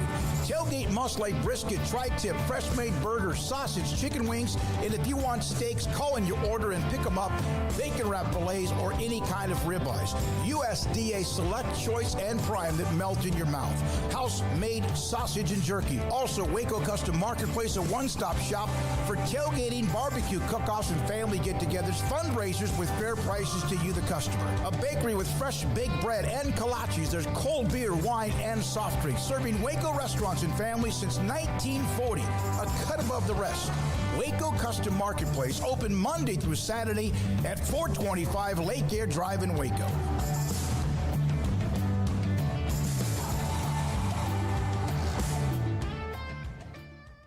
Pizza, burgers, and Bears football. There's no place around Waco that serves them all other than Bubba's 33. Come show your green and gold and enjoy some of Waco's best food and beverages while watching your favorite team, the Bears. When real Bears fans get hungry, Bubba's 33 is the #1 spot for ice-cold drinks, hand-stretched, stone-baked pizzas, and bacon-infused burgers. Join us for indoor or patio dining. Bubba's 33, Waco's restaurant and proud supporter of Baylor Bears football. Sick 'em, Bears. This is 365 Sports. Text us at 254-339-1122. The text line is sponsored by Riverbend Liquor and Wine, with the most extensive variety of craft beer in Waco. A hidden gem on Lakeshore Drive and 19th Street.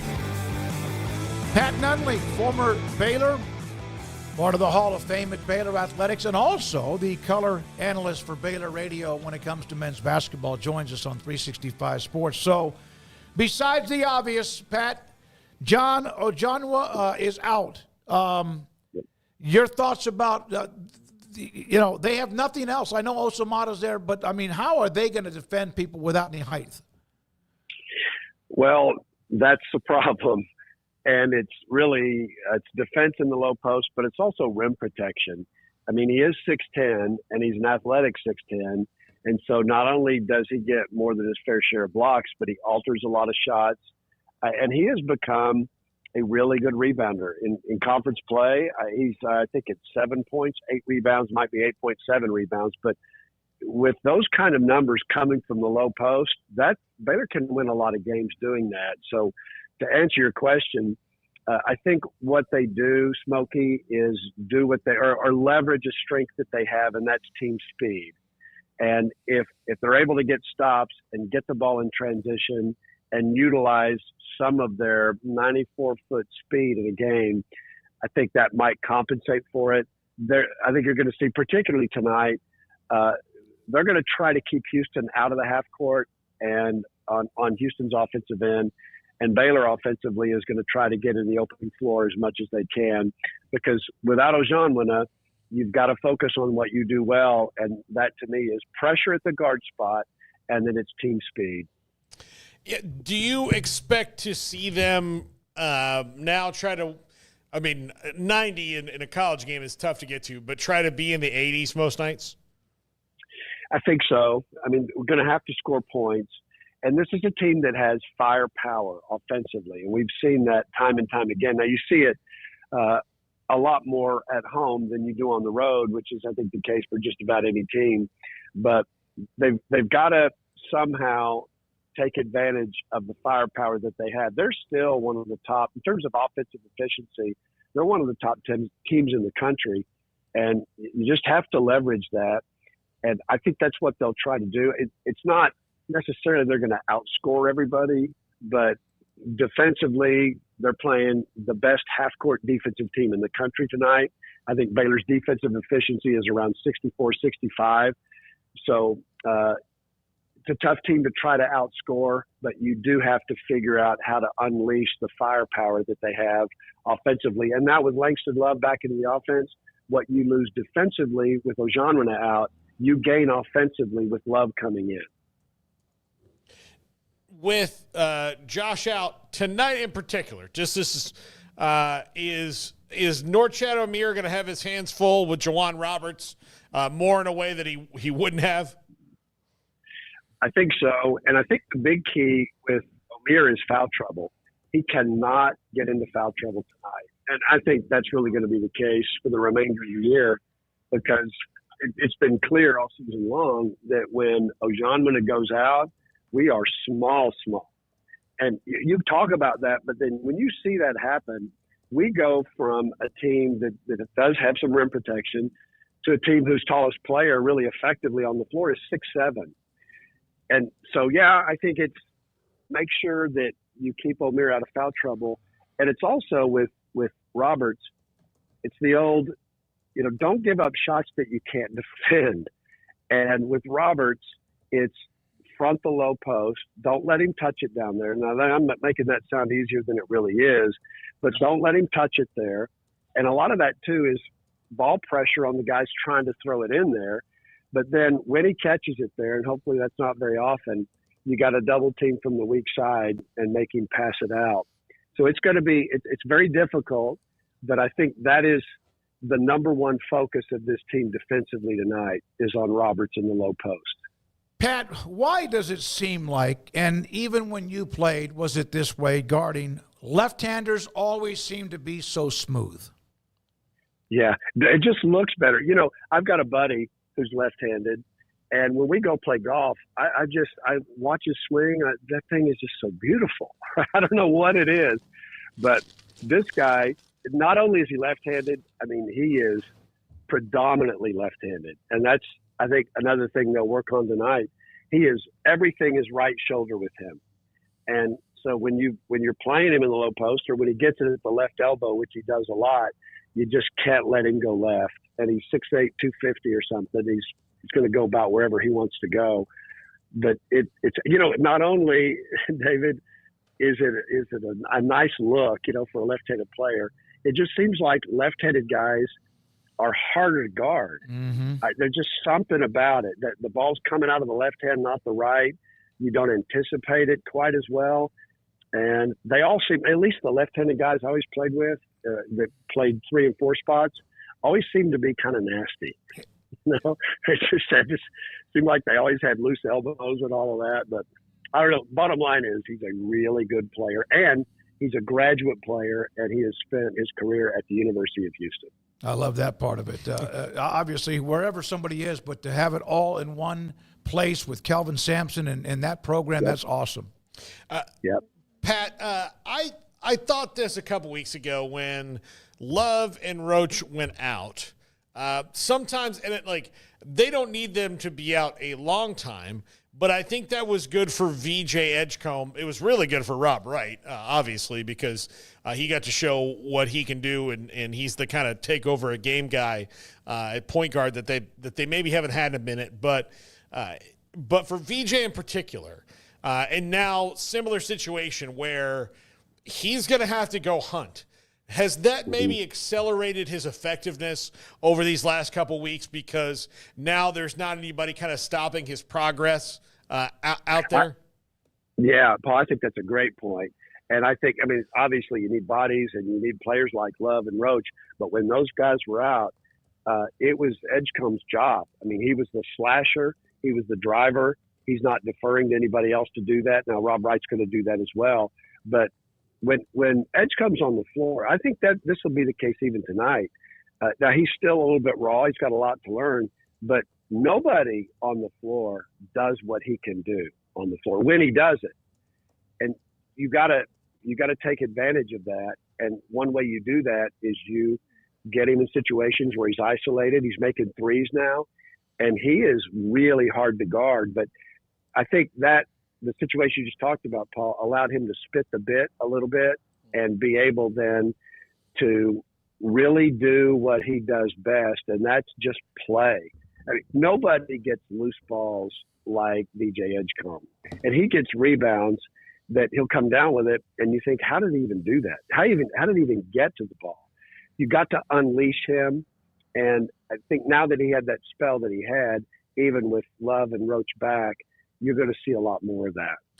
Pat, Scott's has had the change of who they were before. Remember the Tristan Clark year? That's probably one of the great coaching jobs of all time. Big man goes down. They end up going very, very small. And eventually, with that type of mentality, win a national title, although they had some dudes inside. With that, knowing what he's done before, does that make it a little bit easier, knowing he'll figure out a way this time? I think so. And I think that's also a really good point, Smokey. He also likes guards. I can't remember the number. I think it's 12 of his last 13 point guards have gotten some sort of all Big 12 recognition at the end of the league. And that's a huge number. He likes to play fast. He likes guards that can shoot and can penetrate and finish at the rim and make free throws. And now he's going to have 4 of them on the floor most of the time. And so he's accustomed to that. I think he likes it. He's certainly up for the challenge. You think of the national championship team. That was a guard-dominated team, no doubt. And, you've got a dude inside in the Vital. You've got rim protection with Flo. But that was a team that was its juice was at the guard spot. I think he likes that. And I like their chances tonight. I do. Houston is really, really good. But lately, anyway, they haven't been dominant. And I think it's a decent time for Baylor to come down and play. I think, too, you're going to see less scripted offense, and you're going to see a lot more, let's just roll it out and play and leverage our speed, leverage our ability to get to the glass, create some turnovers, get it in transition, and see if they can just score a bunch of points. How much does Langston love, not just the fact he's back, and we know it was almost a little drama there, but the constant waiting, practicing, and then not available. Sometimes on the night before a game, Scott would get a call. But the fact he played and Pat was also good. He looked like he had not been gone for very long at all. Yeah, and he's a Big 12 guard. He's 6'5", he's 215. He knows how to use his body. He doesn't make bad passes, and he doesn't take bad shots. And then on the defensive end of the floor, he just anticipates the game so well because he's been at it so long, and he's been at it at a high level. He understands the Big 12. He understands what it takes to win at this level.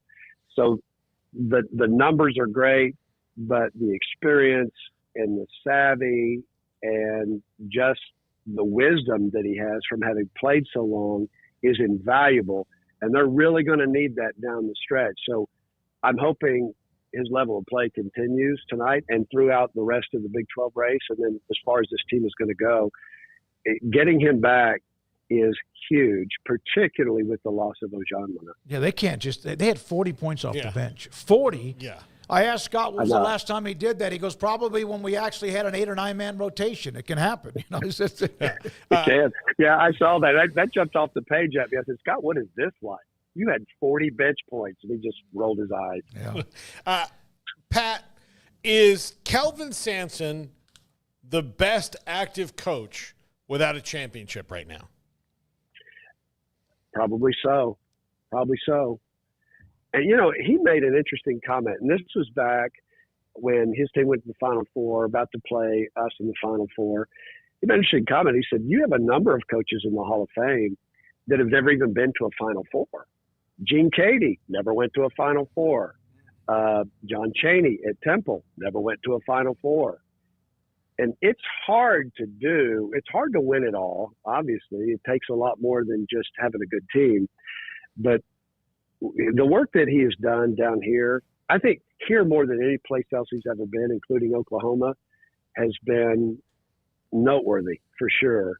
And he does it in a quiet way. And what I love about him, too, is he's one of the few guys that's been able to, in the new age of college basketball, transfer portal, all of that, he's made it clear that we're going to talk NIL after you sign. Like, I'm not buying players. I'm not bringing players in. You come in, get into the culture, you invest, you commit to the time it's going to take to get you better here, and we're going to grow you up in our system. And for the most part, now he's got Uzan from Oklahoma as a transfer, but for the most, and he's got LJ. But LJ's now been there. It's at least his second year.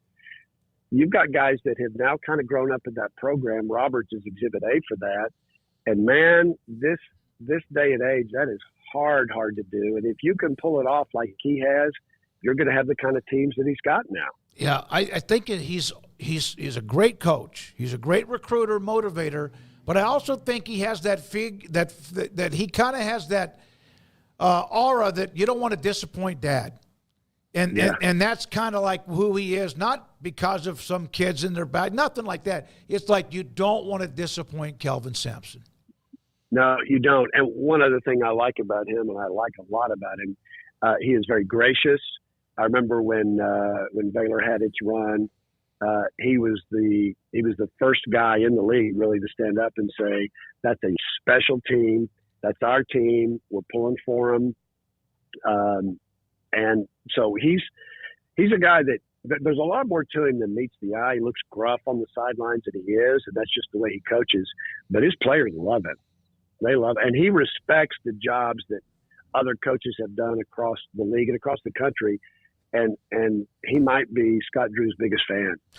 Pat, thank you very much. Paul, anything else for Pat? No. Thank you very much. Appreciate it. It's great to have you on again, Pat Nunley, Baylor radio color analyst, former Baylor basketball player with us on the Bears and playing in Houston. Speaking of Houston, Joseph Duarte with the Chronicle. He will join us on their run.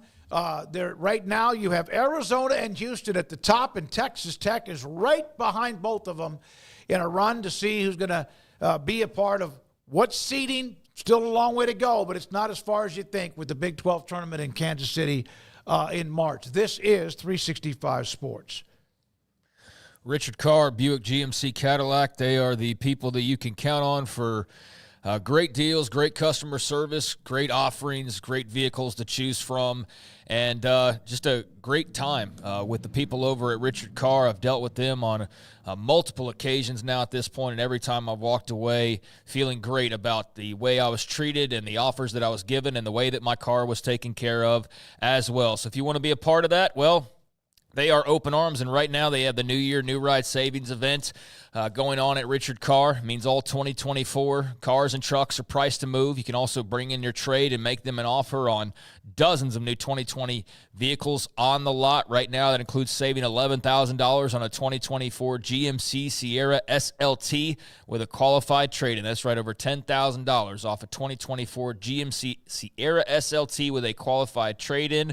So that's just one of the many offers. Get the year started right in a new ride or a pre-owned ride over at the New Year New Ride Savings Event, but especially those new vehicles, lots of money to be saved right now, like I mentioned with the GMC Sierra SLT. Locally owned, locally run, lots of options. Richard Carr has been a part of the community in Central Texas and Waco for over 40 years. Do business in Waco with a dealership that gives back to the community. Deal with the people you can count on over at Richard Carr, Buick, GMC, Cadillac. Baylor Scott & White Southwest Sports Medicine and Orthopedics, the team physicians for Baylor Athletics, diagnosing and treating all sports-related injuries, including concussions. These specialists also provide orthopedic services for athletes and non-athletes alike, whether it's knee or shoulder pain, a wrist injury, orthopedic spine care, and even an arthritis and total joint clinic. Trust the doctors Baylor Athletics trust. Baylor Scott & White Southwest Sports Medicine and Orthopedics wants to get you back in the game. Ready to take your business to the next level? Carrion Solutions has got you covered. We deliver world-class IT consulting, including Quest On Demand and Migration Manager, M365 and Exchange migrations, Active Directory assessments, security hardening, and Windows Server upgrades. Our experts specialize in consulting, monitoring, support, and managed IT services. We promise vision, professionalism, and unbeatable value. Satisfaction guaranteed. If you're not happy, we make it right. Remember the name Carrion Solutions. For more info, email sales@carrionsolutions.com or visit carrionsolutions.com. That's CARRION solutions.com. Carrion Solutions IT success guaranteed.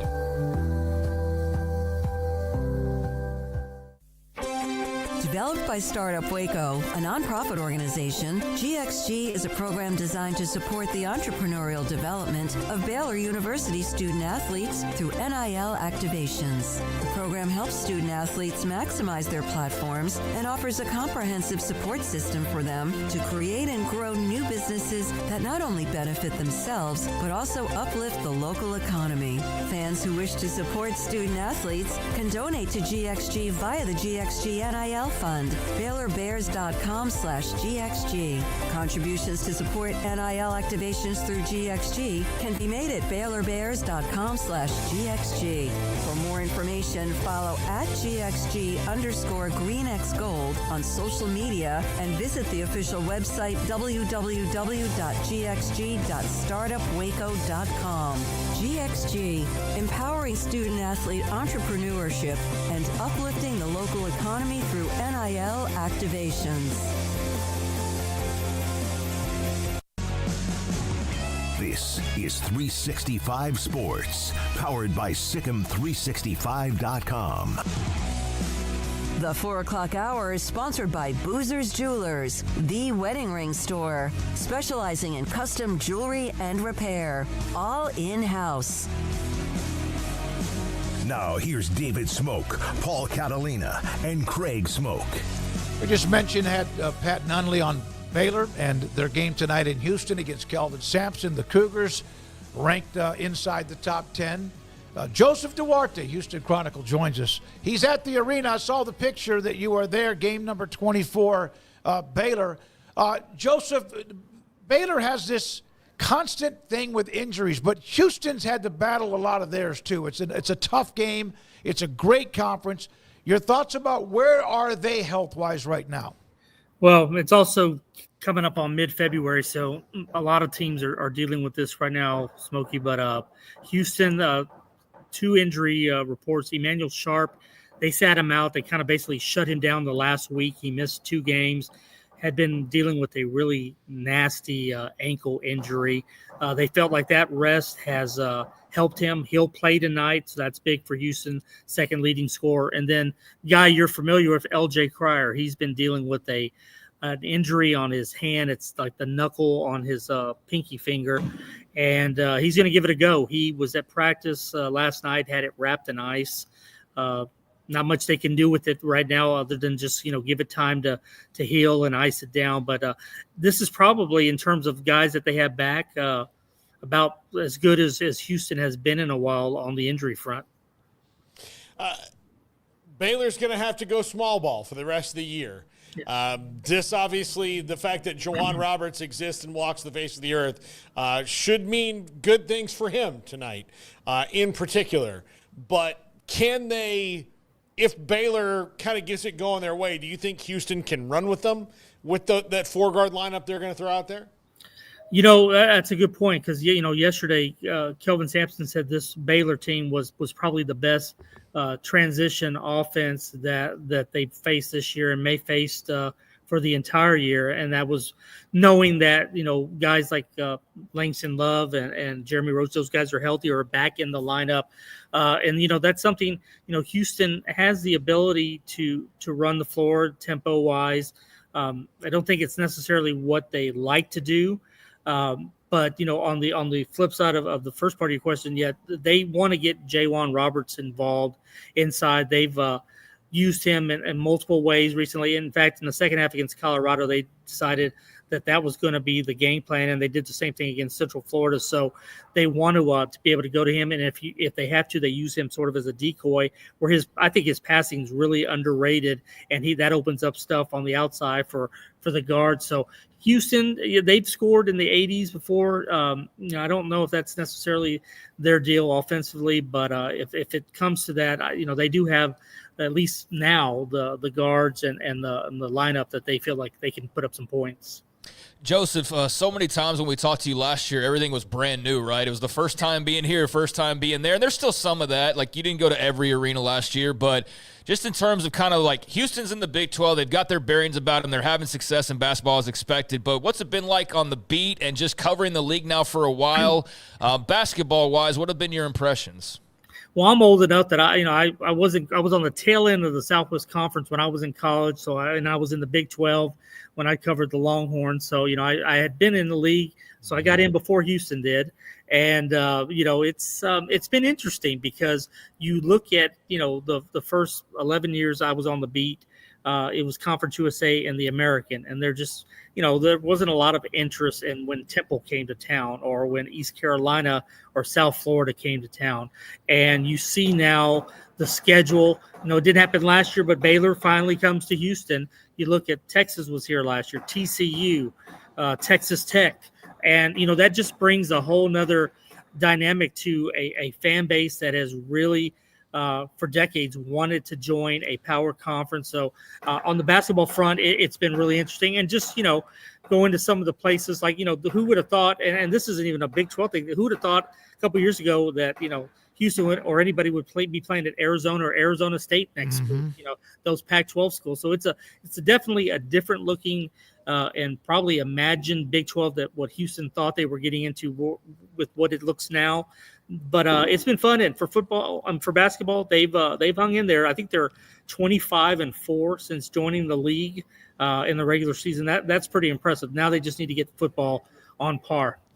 So you think of them because they've lost 4 times. They've lost to the number 1 and number 2 ranked teams in the country, Auburn and Alabama. Flip them depending on the poll. San Diego State, who's a dynamic at times basketball program. We know what the run they made recently. And then they lose at home to Texas Tech by 1 or whatever it was. So this, you're like, oh, they're not quite. No, they're really good. They've played really good people, and they've been close.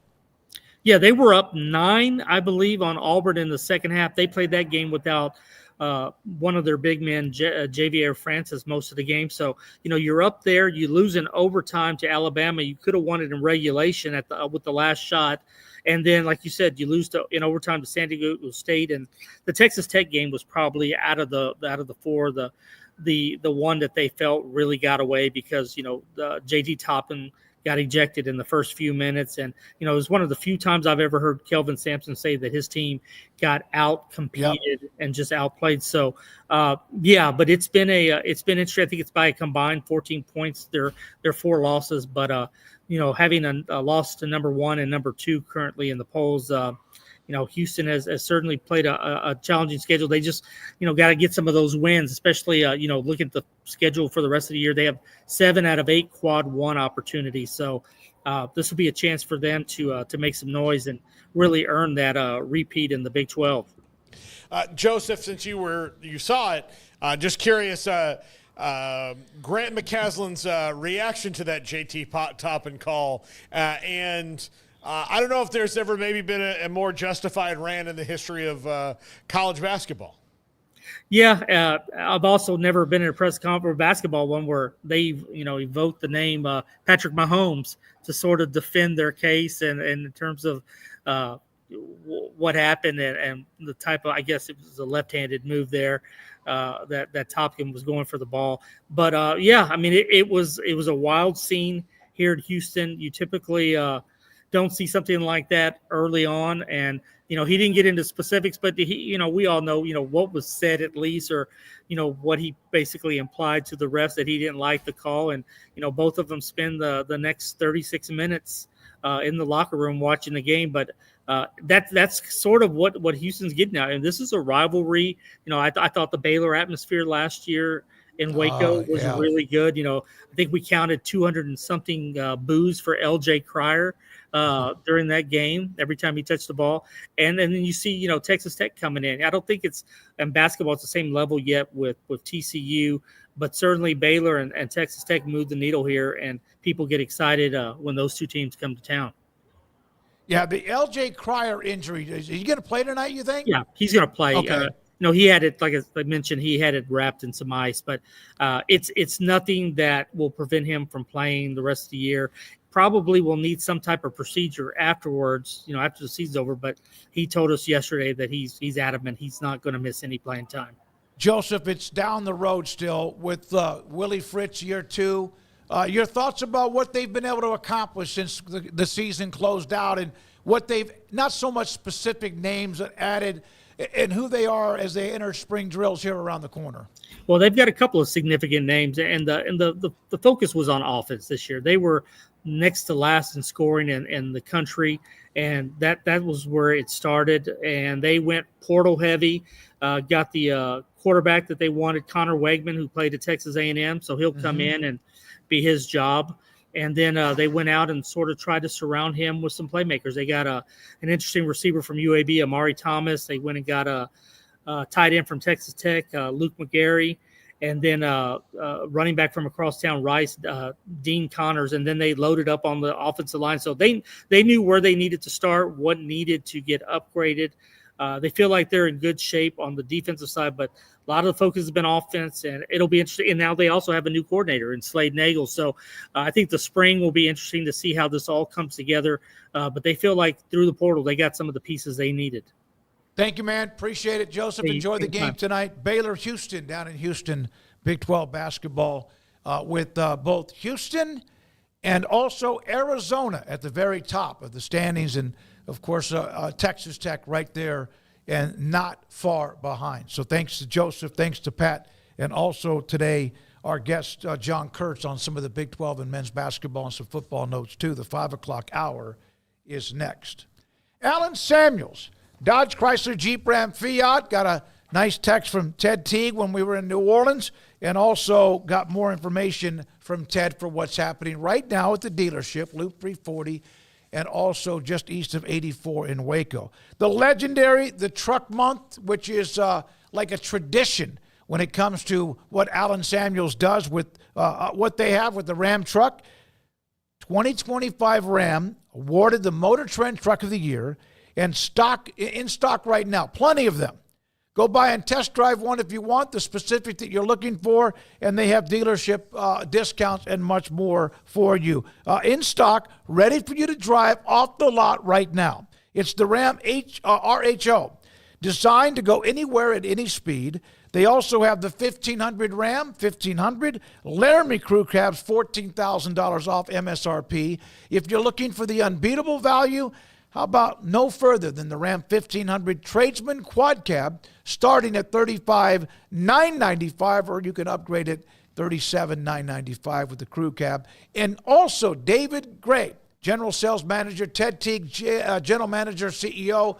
Their lot is filled with cars, trucks, and SUVs for you to test drive and buy. Loop 340 east of 84 in Waco. Alan Samuels House of Travel is a full-service travel agency with highly experienced travel consultants plus support staff with over a combined 150 years in the travel business. They are ready to take care of any travel situation for you, your family, and your business, and with the kind of knowledge to complete a seamless itinerary trip start to finish. They will search for the best deal to accommodate your budget, from air to cars, ship to shore, hotel, and even meeting space. Name a destination and they've been there. They know the places to go, and international and missionary travel is one of their unique specialties. Alan Samuels, House of Travel, celebrating 50 years in business. Call Connie, Sherry, Linda, or Bambi at 254-776-2560 or find them on Facebook or at houseoftravelwaco.com.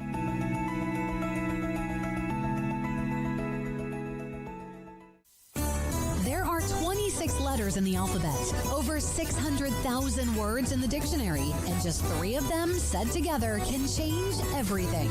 Let's order pizza. Those 3 words lead to dough made from scratch and 3 fresh signature cheeses that blanket golden crust in a heavenly melt on Marco's Pizza that'll blow your mind. So visit Marcos.com to order and stop by Marco's Pizza in Belmead, China Spring, Woodway, and in Robinson.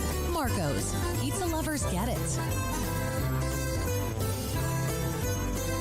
With so many companies and policies out there, it gets so confusing shopping for insurance, and I never know if I'm getting the policy that's right for me. Luckily, I met the team at the Niche Group Insurance Agency. With the Niche Group, you can go to one company and get access to coverage options from many insurance carriers, and you get to speak to a real person about your specific coverage needs. With the Niche Group, I know I'm getting the right coverage at the right price. If you need insurance, talk to the experts at the Niche Group at 1-800-258-8302.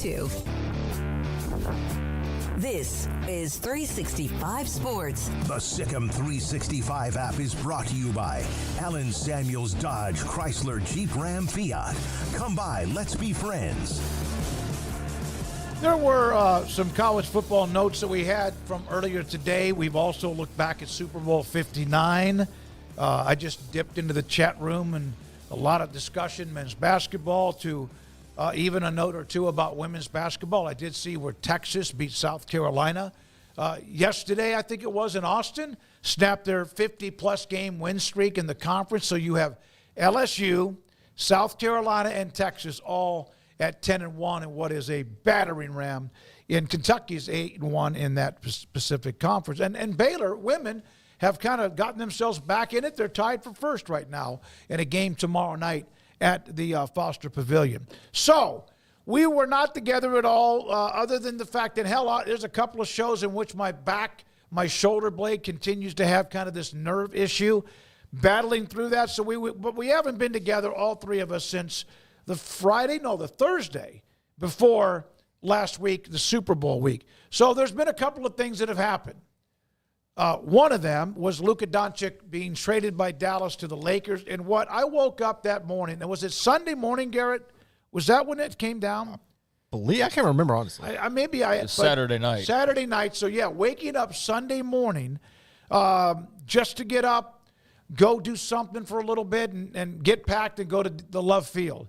And I saw that note about Luka, and I really thought I was still asleep, or like I was having – not a nightmare, because I'm not a Mavericks fan. But for many Mavericks fans, it's been that way, and Craig Smoak has not had a chance to vent about it.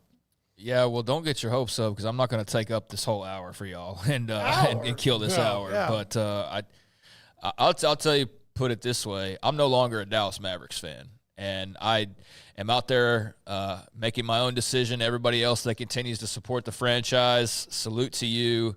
But I just can't in good conscience continue to support and hope for the success of some of the people involved in this decision. The owner finally came out, or not the owner, but the governor, part of the ownership family, Patrick Dumont, because I guess technically the real owner is Miriam Adelson, although it's the big family, whatever conglomeration. But Miriam Adelson, I guess, is like the top of the totem pole, but Patrick Dumont's like the Mark Cuban now, right? So he's the governor is the term they use. And so he apparently spoke for the first time today and didn't do anything to make me feel better about anything that happened. I'm pissed, man. I'm trying to think of, and I've been trying to think for a few days, the last time I was this sports pissed, because it's a combination of being pissed, and I can at least relate that to, like, the Rangers losing Game 6 of the World Series and then losing Game 7 and losing the World Series entirely. Like, Nelson Cruz, that was by far and away, like, my worst sports memory. And the one thing I could go back and change, it would be that. This is a totally different level because it feels like betrayal on top of tanking your franchise and ripping away winning. And I'll get to a couple of things that he said, because there were some things that started flying around that were just apps like, dude, can we just shut down social media? Like, I mean, for God's sakes. Like, there's so much crap information. There's so much just BS. So, like, for example, they're moving to Vegas. Like, I could have told you the moment that was uttered. No, they're not. And sure enough, he confirmed that today. Why? Because that's moronic that they would move to Vegas and that somehow trading Luka would be a part of that. But, man, let me tell you, I saw that out there like freaking whatever entity you actually trust these days was reporting it, and you could just take it to the bank. That's not the case. I never thought it was. I thought all of that was just ridiculous and quite frankly, just social media at its typical. But I wish it would have been true, because at least it would have made it make sense. And instead, we're left with, apparently, according to Patrick Dumont, very vague statements about his work ethic or his conditioning, and all the same things just sort of started to kind of hear trickling out when this first went down. Didn't make sense then, doesn't make sense now. Should he whine less on the court? I think all Mavs fans would say, yeah, absolutely. He's bad about that. That's something that has to get better. What they would also tell you, he's 24 years old. And he's going to grow out of that at some point. Could he stand to lose a bit of baby fat? Could he go like Kobe Bryant Mamba with the conditioning as opposed to Shaq Lardass? Yes, he could, but he's also 25 years old, so I don't think he's quite at that point where he sees like the end of his career and realizes like, oh crap, I better get my stuff together. And beyond that, even without those two bad things, he's still arguably a top 3 player in the entire world with his belly and his whining on the court. He's still better than 99.9% of the effing league and will be for the next decade. And so I am pissed. I am heartbroken. I feel betrayed, and I'm no longer a Dallas Mavericks fan. I'm not going to root for them. I'm not going to jump back on board if they somehow get led to a championship, which y'all have heard the Anthony Davis news. He made his appearance on Saturday. Finally, after all this hand-wringing over this trade in the city of Dallas, and he proceeds to look incredible, looks dominant. And then what happens? He gets hurt. And now what happens? He's missing the next few weeks. Unknown timetable on Anthony Davis. So your trade's already blown up in your face. He's 10 years older than Luka. He's already won his ring. He doesn't like have that hunger to go and do it because he's never done it before, right? I'm not saying he's not a competitor and doesn't want to accomplish something and prove that he can do it without LeBron or that he can do it with Kyrie or whatever. But part of the thing with the Mavericks for me is this. If you could guarantee that bringing on Anthony Davis was going to guarantee you and win you a championship in the next 2, 3, 5 years, I highly doubt he's in Dallas longer than like a couple of years. I would still tell you no. Because if the other offer was, I guarantee you Anthony Davis with the Mavericks wins a championship before it's said and done. Or I can't guarantee anything, but you have your chances with Luka Doncic for the next 10 years. I would take Luka and no guarantee because I feel like he's probably going to win about 3 of them sons of bitches, quite frankly, before his time is done. And I think he would have done it in Dallas, and he was on the doorstep of it last year. Now, granted, that finals was ugly, but like I could go on and on about how nothing that they've said has made me feel any better, and in fact, it's only made me feel worse. I don't feel any obligation to have to be a fan through everything, and that was a line that I felt that they crossed without the consideration of their fan base. And even if they did consider their fan base, it almost makes it worse because then you would have known how devastating this news was going to be to the entire fan base. And some people are just going to be MFFLs, Mavs fan for life, and I totally get that, and I don't knock you at all. But me personally, my interest in the NBA was already waning. You just killed it. Basically, you just killed my interest because Luka was why I was still interested to the extent that I was. Luka being on the Mavs is why. And I'm not going to be one of these people, even though I feel like you got a get out of jail card. Like, if you're a Luka fan, I totally get that. So if you're now a Lakers fan, I get that. Because that's what LeBron fans have been doing for the last 20 years. That's what KD fans do or whoever else. I'm not that type of guy. I'm not going to go be a Lakers fan under any circumstance. I'm not going to do that. I'm just basically going to be a casual observer of the NBA to an even lesser extent that I already was. The only reason I tuned in was the Mavericks. The only reason I tuned in was Luka Doncic. The only reason I was over the moon about the franchise and its future was because of him, no matter what other pieces swirled around. And I just have nothing left to give, man. I'm so brokenhearted and upset about it. I've never felt like this because the closest thing, like I said, was the Rangers Game 6. But that was like a play was made or not made, and you can deal with that. Like, this was, you screwed over your entire fan base in the cloak of darkness, and then you're trying to spin it like they're morons. For spite. For spite. For spite. Yeah, they're doing some damage. They're throwing out a lot of stuff about Luka. And I will say this about Craig. I know him, I hope, pretty well. Not always, but if he says he's done with something, he's done with something. I'm going to tell you right now, I've never done that before. But I've never bought a pair of Jordans in my entire life. Not that I have never wanted to. Not that I couldn't afford it at times or whatever. It's just that they've never been like a basketball shoe guy. You know what I did when Luka's shoes dropped? I bought them in multiple colors, guys. Oh, Jesus. I bought like 5 different pairs of them 2 years ago when his Luka ones first came out. That's how much of a fan of Luka and the Mavericks I am, is that like I was like, you know what? I'm going to buy my first pair of Jordans. And I did. And I got the blue ones and the red ones. And it felt so cool to have a star of that caliber on your team. That's the other thing. You don't just find that guy again. And Anthony Davis isn't that guy. And I don't want to rehash what like Dallas radio and TV has said for like the last 8 days that we've been gone, because everything's basically been said by now. But like, that was our baby boy. We wanted to watch him grow. It was okay that he failed last year in the finals. It was okay that he's a little chubby. And we know that lesson's going to be learned. And it's probably going to be learned immediately now because now he's pissed. It's fine that he's this or he's that, but he was ours, man. Like, that was our guy. And you know what the Lakers don't do is like, oh, well, we had our Dirk, we had Kareem, we're good, or Wilt, we're good. No, then they went and got Kobe, and they got LeBron, and they're getting Luka, and all these mother effers are going to be in their Ring of Honor and all this. You know who's not going to be in the Dallas Mavs Ring of Honor probably ever now? Is Luka freaking Doncic. That was your guy. That was Dirk. But his own man. He was going to be the guy who stood next to Dirk or stood above Dirk even if he were to bring a couple of titles. The Lakers have Wilt and Kareem and Magic and Shaq and Kobe and LeBron and now Luka. And you can name Jerry West. Elton Baylor. And you look up in the rafters and you see all these titles and all these jerseys. You look up at the freaking Mavericks and it's Dirk. And here was your guy, gift wrapped for you and handed to you on a silver platter to be that MFer for you for the next 10 years. And some spiteful, non-Dallas loving, narcissistic assholes came in and ripped the heart out of a fan base for no reason other than pettiness and whatever other jealousy and other crap was going on with the Dumonts or the Adelsons or Nico or whoever, man. Like, I'm so pissed about it to the point of, yes, I am abandoning my fandom. I'm not going to pretend like I was watching League Pass all the time because, let's face it, I'm like most people. None of us watch the NBA regular season for the most part.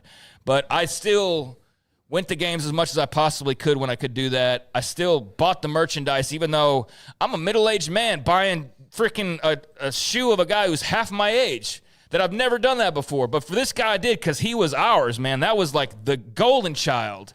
And you just send him away, and I can never, ever forgive that. Like I said, I don't care if they go win back-to-back titles. I'm not changing my mind on this. I wanted to see them win a title with Luka. It wasn't about winning titles. This isn't trophy chasing for me, but it is for the ownership group, obviously.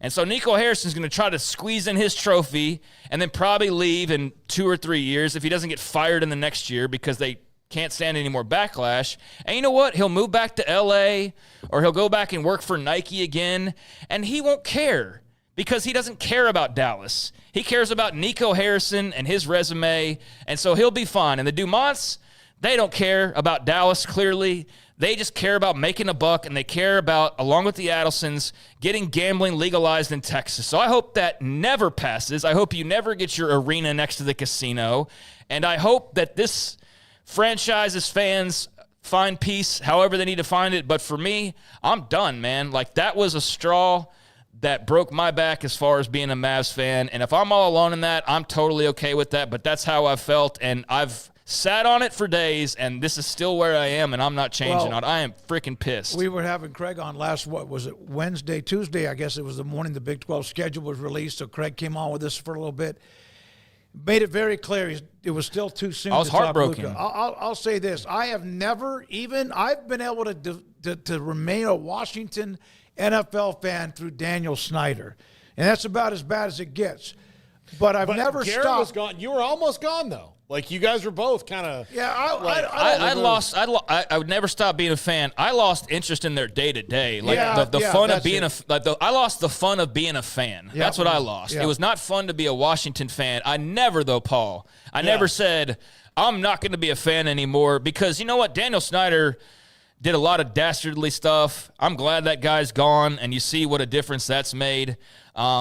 He never tanked the team. He never tanked the team. Yes. Yeah, he loved owning the team. He just didn't know what he was doing. Right, and I know that you should have quit because this is the thing. It turns into a whole nother thing of his behavior should have made you fan. Okay, well then there should be no Cowboys fans, and there should be no fans of any movie in Hollywood, and there should be no fans of any type of music. And so if we want to do that thing, so I probably had my ways to get off the Washington train, but my hope was they would just always have new ownership, and eventually that came true, and I'm glad I did that. Now I'm hoping for new ownership. The problem is for the Mavericks is they're not going to get it anytime soon because they just got it, and I know that I was on this show when it was brought up at some point about the new ownership, and I had just listened at that time to an interview with Mark Cuban, and he soothed any fears I had because I knew that, if anything, he was a fan. Yep. He loved the city of Dallas. He still lives there. He loves the Mavericks. He was a fan of theirs going back. This wasn't some pet project for him like it is for the Adelsons, where it's basically a play to get casinos in Texas. I mean, that's basically what it is. And so I didn't have that fear with Cuban. I knew he was in it for the right reasons. These people, I wasn't so sure. And he kind of eased my fears initially and talked about how beneficial, the amount of money that they have is and all of these things. And I bought it hook, line, and sinker. So did he, I think. And so did he, because he never would have done this if he would have known better. No. And so I bought a hook, line, and sinker and thought, well, even more powerful people coming in, Cuban's still going to be a part of decision-making. And then we know, that it was mentioned at one point, then all of a sudden he wasn't. And little did we know how grave of a mistake that was, because if it wasn't for him not being in that spot, this wouldn't have happened. This doesn't happen if Mark Cuban's making the calls. At the same time, did you hear the Tim McMahon? I'm not sure. There's a couple of different bloggers and what they're called now. That Mark Cuban reached out to DeMont to try to at least change his mind, or Nico too. And they had already made the decision. Yeah. That they never once even picked his brain, probably because they knew his answer. At the same time, he's no longer there. At the same time, you wonder, hey, can you give us, how are we going to read the room? But here's the thing, is either they didn't care to read the room, which is damning, because we're going to do what we went to anyways. We don't care if we totally destabilize the entire fan base. Or you're too stupid to ask, and that's even, I don't know which is worse. Probably the more evil of we know, but we just don't care. We're gonna do it anyways. But yeah, man, I'm off the Mavs train. It breaks my heart. It really does. But I can in good conscience, and I know we got to draw our moral lines somewhere, and we can't draw them everywhere because then we would just be stuck in a 4x4 square. But I'm drawing one here. I'm not going to support this ownership. I don't give a damn if they win back-to-back titles. I wanted to watch them win titles and fail and climb again. And then ultimately, like with Dirk, that's what made it special, was you finally did it and you finally got there. And with Luka, I feel like it would have been done a couple of times. And to sit there and say, it's about the betterment of the future when you were just in the finals a year ago, you just think we're all stupid and that we're just ticket buyers for you. And I kind of already knew that anyways, but it didn't always feel like that with Mark Cuban as the owner. It felt like you were part of something and fans, and you loved what you were investing in. This just feels like a business deal, I can't support that. Did you see Cuban with Bill Gates the other day? No. So I guess I think they were in New Orleans, but Cuban and Bill Gates were on stage together, and he goes, "Bill, I've had a rough week, just in general." And he said, "What would have happened if you?" When you left Microsoft, they sent Windows 11, the new operating system, to one of your competitors, and they got back Windows 10. Yeah, that's what they got.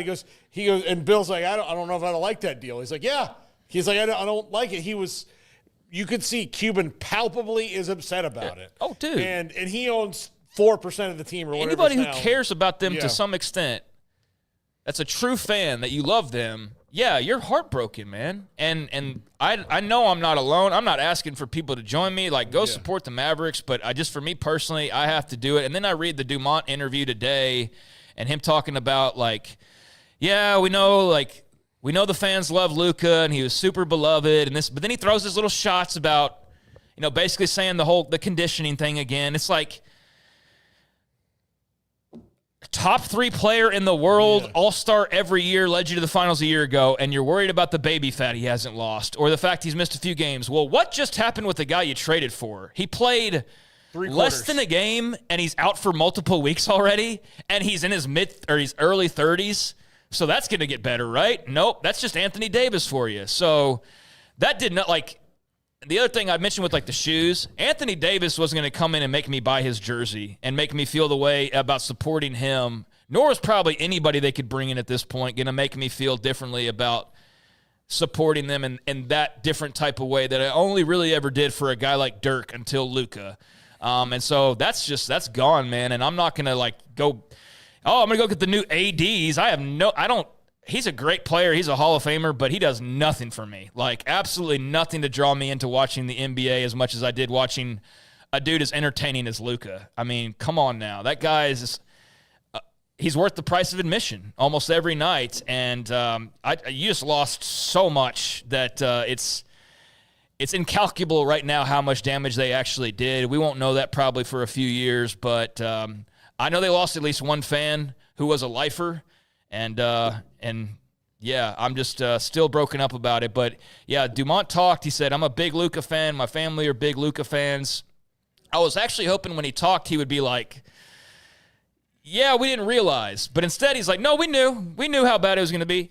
My family are big Luka fans. I have a really deep appreciation for what he brought to this team, what he brought to Dallas, the excitement he brings. He's an electrifying player. I want you to know how I really sympathize with all of our fans who feel hurt. Look, as far as I'm concerned, Luka is a Mav for life, and I really wish him nothing but happiness and success in his career as he continues to LA. No, he's not, dude. He's in his mid-20s. He's going to be a Laker or whatever he's going to be. He's not going to be a Mavs Ring of Honor guy right now. You just pulled the carpet out from underneath him, and quite frankly, what does he want to do with the franchise for the foreseeable future? Probably not diddly, especially not while Nico Harrison is still around. And, Dumont pointed to, in my mind, the way the teams win is by focus, by having the right character, by having the right culture, having the right dedication to work as hard as possible to create a championship-winning outcome. And if you're not doing that, you're going to lose. So, I mean, you can kind of read that as him taking some more of those, like, kind of conditioning pot shots. But the one thing he did say that I started off talking about is the Mavericks are not moving to Las Vegas. And shame on all of you who bought into this because it never made any sense. But he said there is no question in that. That is the answer unequivocally. The Dallas Mavericks are the Dallas Mavericks, and they will be in Dallas. So that's what he did put to bed because there was that going around, which I never bought that, but I know plenty of people clearly did. So, yeah, there I am. I took 22 minutes. I'm not taking the full hour, but I could if I needed to. I'm pissed. I'm just sitting back here. I'm usually the one that has lots of dragon emojis. I'm usually the one that no one can contain when I start to get frustrated and angry. But no, I thought you were reasonable. Danny Snyder. It's weird, and maybe, and I know that you've been that way. You've loved certain teams from the start of the time you loved them, and that sucks, man, when a player that gets you that locked in is all of a sudden gone. But he's not just a player. That's the thing. That's what, and I know Anthony Davis isn't either, but Anthony Davis is far removed from being his best version of his best self, and I feel like Luka hasn't even scratched the surface yet. That's the scary part. He was doing all of these things. Anthony Davis, it's the fact he's always had injuries. Luka's had injuries. He's missed a ton of games, but Anthony Davis you never know when it's going to pop with him. And be multiple weeks like this where he played 3 quarters and is already out for multiple weeks. So he will have spent far more time not playing as a Maverick than playing as a Maverick through his first month, and we'll see beyond that. And the Luka injury stuff I feel is being way blown out of proportion. Not to say the guy's dealt with health issues, but like you would think he's Anthony Davis the way people are talking about him. Like he just misses, multitudes of games. I think Luka's going to be I know I saw earlier he was upgraded to probable, I think. Yep. So he's getting ready to make his Lakers debut. They're going to bring Showtime back. It's going to be incredible. He'll sell billions of jerseys and Nike shoes, and they'll have millions of new followers, and the Mavs will just be, I don't know, still pining for that casino next to the new arena so the billionaires can be trillionaires or something. I don't know, but they just ripped the spirit and heart out of a lot of Dallas Mavericks fans, and seemingly all self-inflicted. And to the Lakers. And then that's I didn't even want to touch on that, but to the freaking Lakers, Alcindor turned them into. I mean, they had Wilt Chamberlain. He was won a world championship with the Milwaukee Bucks. Was it the Milwaukee Bucks? Out of college at UCLA, Shaq was traded there. Kobe freaking Bryant was traded on draft day or whatever from Charlotte. Wasn't or whatever, it was draft day. Yes, Charlotte. Yeah. I mean, Luka's just handed to them for basically nothing. An aging all-star you wanted to get rid of anyways because you're trying to get out of the LeBron reboot. And so now you have your centerpiece. Like, could not have drafted a better player unless his name was Wembanyama or Antetokounmpo. Like, the odds of drafting a player as good as that for the Lakers. The Lakers were about to be toast, guys. And these guys just handed them the golden, boat for nothing. LeBron has maybe a year or two left if he pushes it. And I don't think he's going to push it. I think he's got to play with Bronny.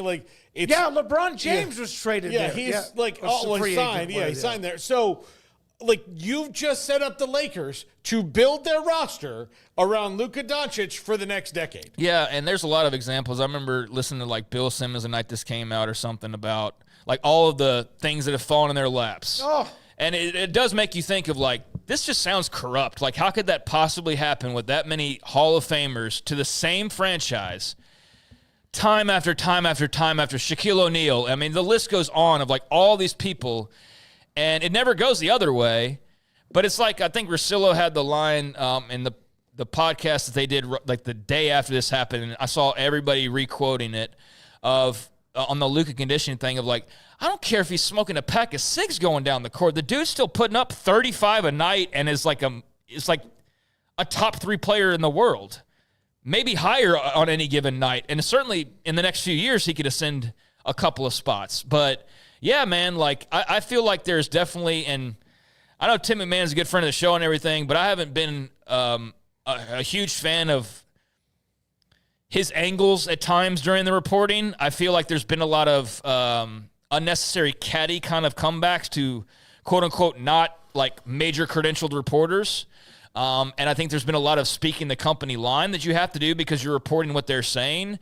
Who's this right Tim now? McMahon. Oh, yeah. I haven't necessarily appreciated some of his reporting on this because just maybe a couple of things. But, everybody's just mad. Everybody's pissed, and everybody's trying to wrap their heads around this still days later.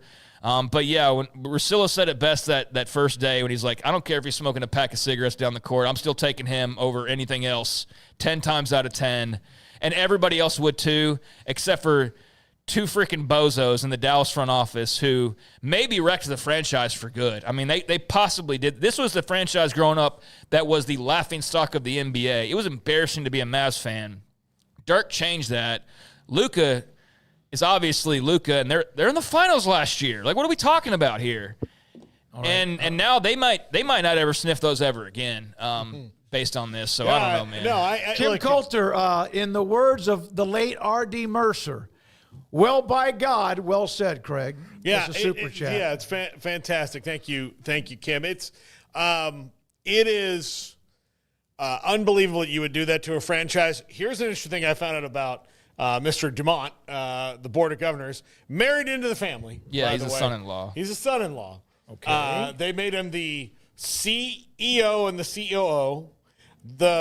Their market cap, they have gone down by $7 billion since he's been in charge.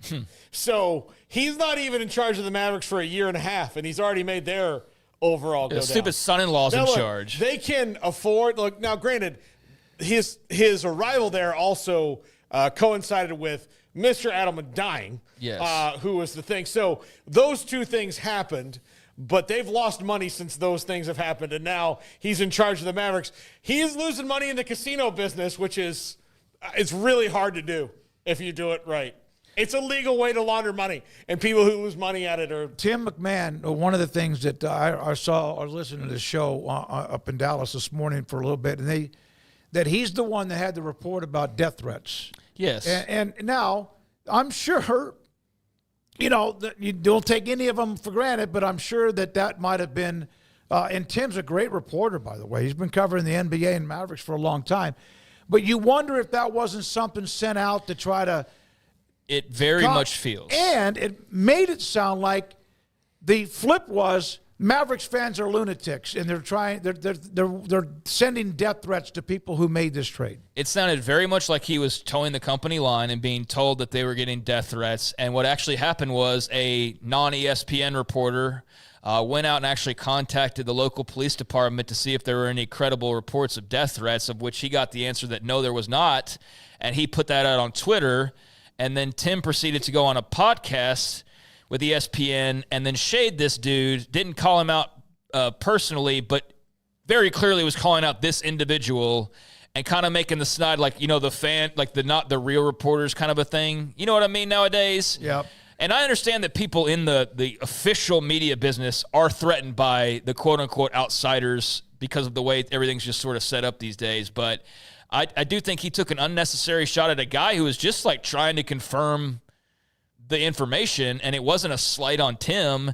And so he's had a moment like that or two, and then like was it the Yahoo remark or some like some Yahoo who's you know, like it was a knock on the guy not being an official reporter, even though the guy was doing reporting, and you don't have to work for ESPN to report. There's a lot of other people that are quote unquote media that are far more deserving of criticism than this guy was. And so that just felt like an unnecessary cheap shot. And then, kind of towing the company line has left a bad taste in a lot of Mavs fans' mouth, I think, towards some of that reporting. And we liked him, but I think this episode's just got, like I said, everybody up in arms and kind of wanting to know who's in whose corner. And certainly people have their interest in mind, and they might say, yeah, well, you know, like Luka was kind of, because you got to be inside with the people, right? But me, I have no attachments, and I'm done. Like, yeah, screw them. We have not talked that much NBA in maybe the almost 5 years we've been on the air, but Craig needed an event, and he did. A lot of you, there's Kyle Visser with the clapping emojis, the fire, the dragon, retired stockbroker, Smoak. Let's see. You blow smoke. The dragon spits fire. Thank you very much for that. Retired stockbroker, 365 Sports Rules. Another super chat. Thank you very much for those of you. Are you done? I think so, because I said I wasn't going to take the hour, but yeah, I mean, I could go on and on. No, man, it's just Super Bowl 60. But the thing is, like, nobody else.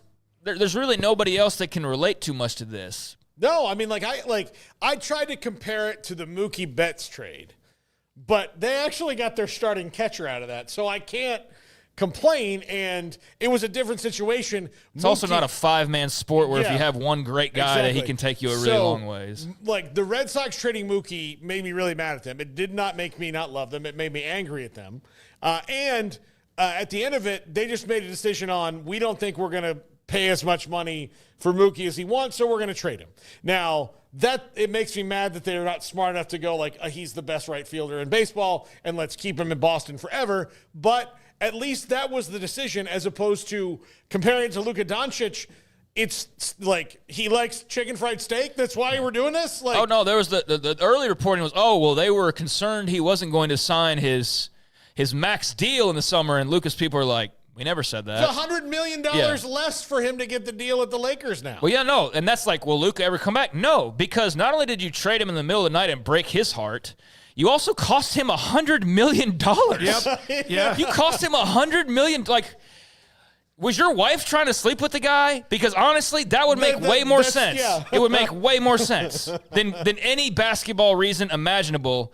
But you've got people with egos and details we don't know. And any championship that they probably don't win, but that they possibly could win in the next 5 years, it won't change my mind. I don't think it makes up for the betrayal of the fandom. Okay. Yeah. I just Googled this. Lakers' greatest trades. And then think about who they've acquired over the years, and it does make you wonder, like the commissioners on the phone going, hey, we need them to be really good. Now, Goodell hasn't done that with the Cowboys, though, Paul, that we need people to trade shit to No, the but he's Cowboys. got the Chiefs. He's got the Eagles. Yeah. He's got Kareem Abdul-Jabbar to the Lakers. You know, part of the reason maybe he hasn't done it is because the only owner who's ever come out and spit fire at Roger Goodell is Jerry. Yeah, all right. So Abdul-Jabbar had already won 3 MVPs and an NBA championship with the Bucks. But there we are. He gets traded to the Lakers, still in the prime of his career. He would go on to win 5 NBA titles, 3 more MVPs. That's Jabbar. Of course, Lou Alcindor. Mavericks trade Luka Doncic. We've just had 29 minutes or so of that, what that means. 76ers trade Wilt Chamberlain to the Lakers. He joined them in 1968, and he ended up being a part of course, a great run, although the Celtics were still amazing. Won the 1972 championship with Wilt Chamberlain winning the NBA Finals. They already had a good team, and they get Wilt Chamberlain.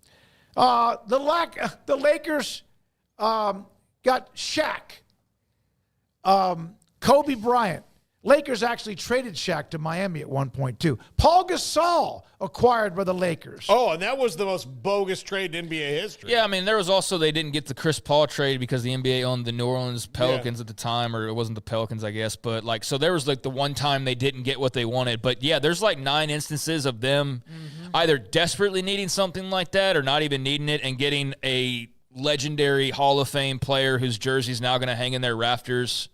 And it's just happened so many times that, it does kind of smell a little bit fishy, almost like, weird how that keeps happening. And, that got brought up on, like, the main night, and then people – it's just funny how, like, media starts to get in those, like even Bill Simmons, who I just – it depends on what mood I'm in if I can listen to him and what the story is. So, like, this one I couldn't listen for very long because he clearly is kind of laughing about how stupid the Mavs are, and I don't want to hear more of that. But he's talking about, it's like, the Lakers and – it's weird how this kind of has happened. I'm like, go on. You're on the right path, yes. And then immediately when it comes to, like, actually calling a conspiracy, everybody gets scared. It's like, so anyways, coming up, and it's like, no, you were heading down there, but we all get nervous to actually call it that. And then after a while, you got to sit there and go, but how does it keep happening if there's not something to it? Like, how does that keep happening to the same franchise who just so happens to be where they are and who they are over and over? And we know in this case it's because Nico was a Lakers guy previously. He was Kobe's guy. That's where his Laker connection comes in. So he did his old team a solid. Wouldn't surprise me to have always working there in a year, packing boxes or whatever he's fit to do. But I don't think he's long for Dallas at all. And Lakers win again. Just the story of the NBA, and makes me far less interested than I've ever been at any other point in my life. They're honestly the franchise that's just like walking down the street like, oh, is that a 50? Yeah, exactly. I know. Yeah. You know what? I don't have a date for tonight. Hey, ma'am, you over there, would you like to go on a date? You would? Great. Pick you up at 7. Yeah, and then meanwhile, there's 10 franchises that don't get even like one break ever in their life, and here's a franchise that's got like 10 Hall of Famers via trades. Yeah, it's crazy. Yeah, the Clippers right across the same town, like, have tried, especially under Ballmer, to do everything they can to make themselves good. None of it works. None of it works. Not a thing works. Man, this has been quite the hour. I'm enjoying it. I did too, and a ton of you in the chat room did too. I haven't seen many people actually. Sir blah blah blah just heard Craig's Mavericks rant 10 of 10. I haven't seen one person say you're wrong in the chat. Because I'm not. How can I be wrong? No. I mean, first of all, I'm talking about my feelings, so they're mine, and you can't tell me I'm wrong about them when it comes to how I feel about it. But no, I mean, in terms of the trade, the only people that have tried to spin this are like Stephen A. Smith, who I'm not sure what he actually knows at this point. I know he's entertaining, but like if we actually kept scorecards on opinions, I don't think he'd have a passing grade. I really don't. But like him and people like him, I'm not trying to disrespect him. It's just that, like, those are the voices we hear nationally, and it doesn't mean as much to them. They don't understand what it meant to Dallas to have Luka Doncic. It's another NBA team to them. They'll say they get it. They really don't, because if they got it, they wouldn't be going, well, Anthony Davis is really good. And technically, if you look at it, like they might, with him and Kyrie, they might actually have a better roster. And it's like, you are all missing the point. That's not the point. Is like, let's win a championship as fast as we can. It was, let's watch our baby boy grow up and become the man that becomes the greatest to ever put this uniform on. And you ripped that from us in hopes that you can pad your resume with some title you threw together via this trade. But the odds of it are extremely low that this pans out in your favor. They're extremely good for the team that you sent the other guy to. Yeah. And so, yay, Lakers, yay. Yeah. Did you want to ask me about Kansas and Kansas State the other night? No, we got to finish out this, I don't know if I have anything coming off of my weekend of which frustrated me other than my shoulder blade. I mean, I was happy. I was worried about you. I did not know. I think I actually laid down to take a nap Saturday afternoon because it's just the last several days. Sometimes are better than others. And I wake up, or maybe before I went to bed, okay, they're down, or they're up 8 or 9. Kansas State over KU. And I knew KU would, and damn, no. No, they didn't. I'll tell you this. We, as a couple, have not spoken a word of it before it happened, before the game, during the game, after the game. She decided that we were just going to watch The Night Agent, which is one of our favorite shows, but she really enjoys it. And season 1 or 2? We're on season 2. They just released it. So we finished season 2, actually. Right. And you finished season 2 with Amanda watching a show in a day when, here's how I know that she was heartbroken about it. Because she just wanted to keep watching The Night Agent, and that could keep her distracted. Okay, but you said this. She has not said a word about the game. Not a word. I don't know if that's healthy or not. I don't think it is, but it's worked out better for me. So. But there are some people and personalities, and I probably at one point and have still struggled with this, is you let things build up instead of letting them vent, and then there's a volcano. Here's what I think happened. Don't worry, you still got time. You're only 65. You'll figure that out. I feel 90. I think the collapse that she and Rami had to witness in Waco before we left to the Super Bowl may have broken her optimism for this year, and it won't gear back up until they win 2-3 to all the games in the NCAA tournament. I thought that at some point, like Wednesday night, I was the one suffering from major pain. And I just thought one day you were going to disappear from our Airbnb and that you had been called back to Waco. No, look, she was very ill, poor thing. I felt. So we need to mention, okay, and I'm glad she's feeling better, but we need to mention our Airbnb. Oh, gosh, Bill Denton hooked it up. Alan Samuels, which is the dealership, is one of our sponsors, but Alan Samuels' House of Travel is phenomenal. They have set us up now in 3 or 4 different Airbnbs, and every one of them has been amazing. This was about a 5-minute Uber drive from where we were staying, a renovated second floor above some businesses, 5 bedrooms, 5 baths. We didn't need that much, but thank God that they gave it to us because it was great. With a cool rooftop patio. With a rooftop covered patio. It's just amazing. You could see the Superdome. You could see downtown. 5 minutes to the convention center. Yeah. 5. I'd kind of hoped that Emory had a friend outing on Thursday night. A friend outing. Just him and a friend. A friend of the lady persuasion. We need to give him a wireless mic. So I was kind of hoping that he would say, hey, you got to come see the view from the top of this. Why the hell would he bring him over to where you guys are? I know, that's a good point. But the thing is, we were already asleep. So all he had to do, he wouldn't have to come in the house. He could just gone right up to the thing. Yeah, that alternate staircase. Yeah. The staircase right there. He wouldn't have to come in.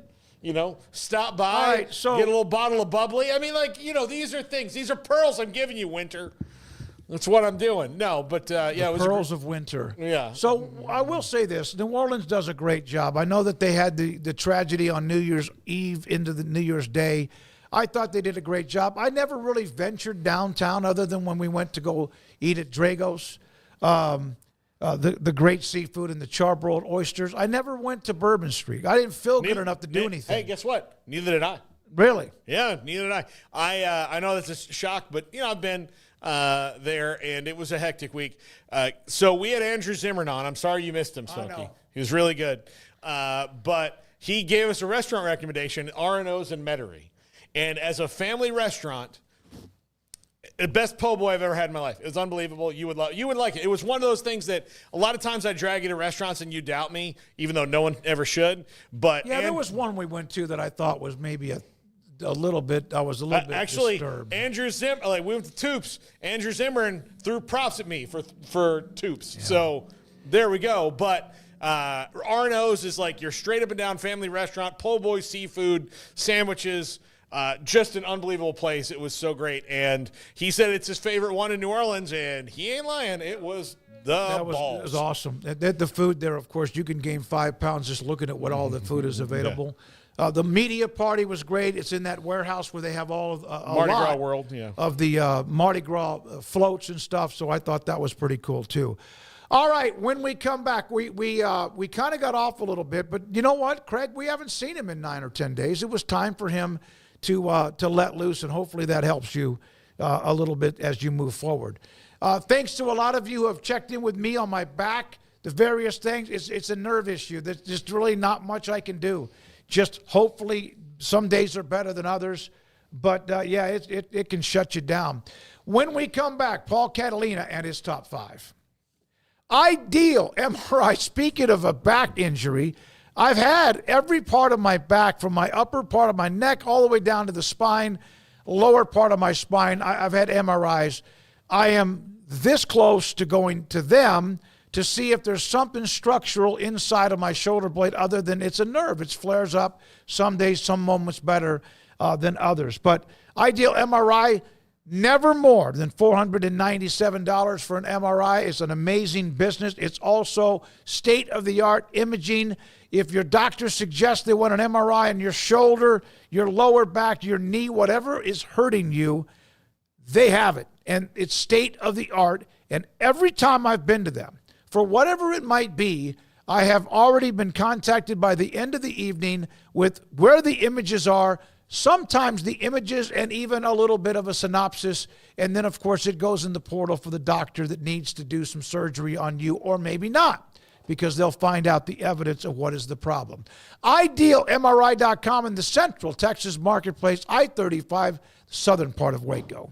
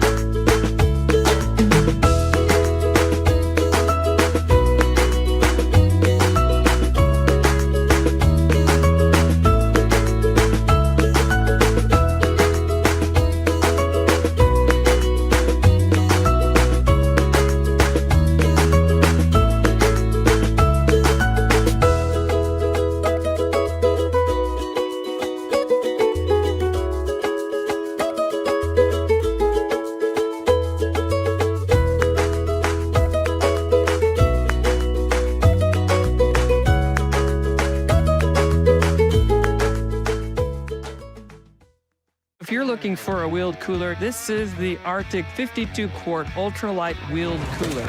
I hauled it on a deck, I hauled it downstairs, upstairs, grass, gravel, sandy road, mud puddles, the whole bit. And I gotta say, it is pretty darn tough. I really do like the wheels and the tow handle. It's easy to hold on to, even when full. It made it 6 full days with ice present, still keeping cool enough temperatures to keep drinks cold.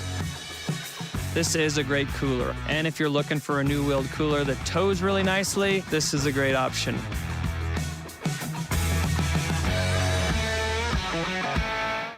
If your business is like most, you need things done quickly.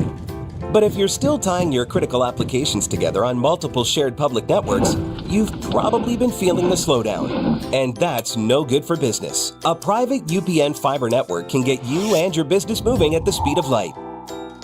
Whatever you need, we can build it. Internet, Metro Ethernet, Waves, dark fiber. We deliver custom private networks and are focused on business customers only. Our next generation 100% fiber optic infrastructure offers you low latency and ultra scalable bandwidth with speeds up to 100 gigabit to run your critical applications. Your connection won't be limiting your performance anymore. It's diverse and scalable, so it can grow and change as your business grows and changes. And with a secure carrier-grade private network, you'll have all the reliability you need. Contact UPN today to learn more. Fast just got faster. There are hundreds of things that can affect our sleep, but what's affecting yours? Sleep Doctor's Home Sleep Test brings the precision of a sleep lab into the comfort of home to help you get answers and unlock a lifetime of great sleep. Start now at sleepdoctor.com/TV.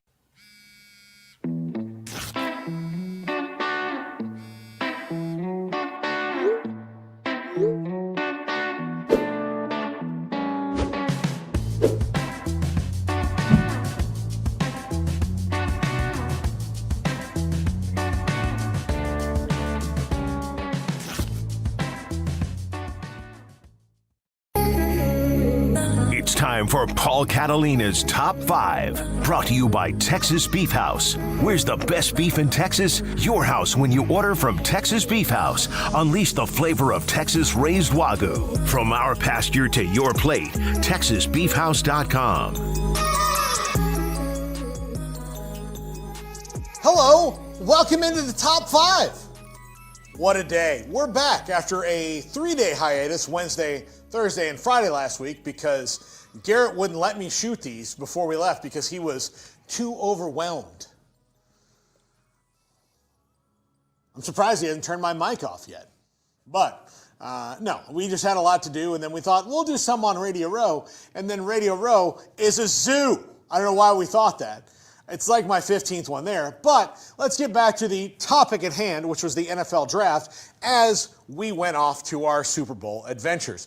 Today, let's talk offensive tackles. Tomorrow, we'll talk tight ends. Let's get into it. Number 5, Josh Connolly at Oregon. This is a dude who protected Dylan Gabriel and Bo Nix with great aplomb. Unbelievable player at Oregon, a road grader and a great pass blocker, someone you'll be thrilled to have if your team needs a right or left tackle, because I believe he has position flex to which to move to either side. A very important thing in today's NFL. Number 4, Armand Membou from Mizzou.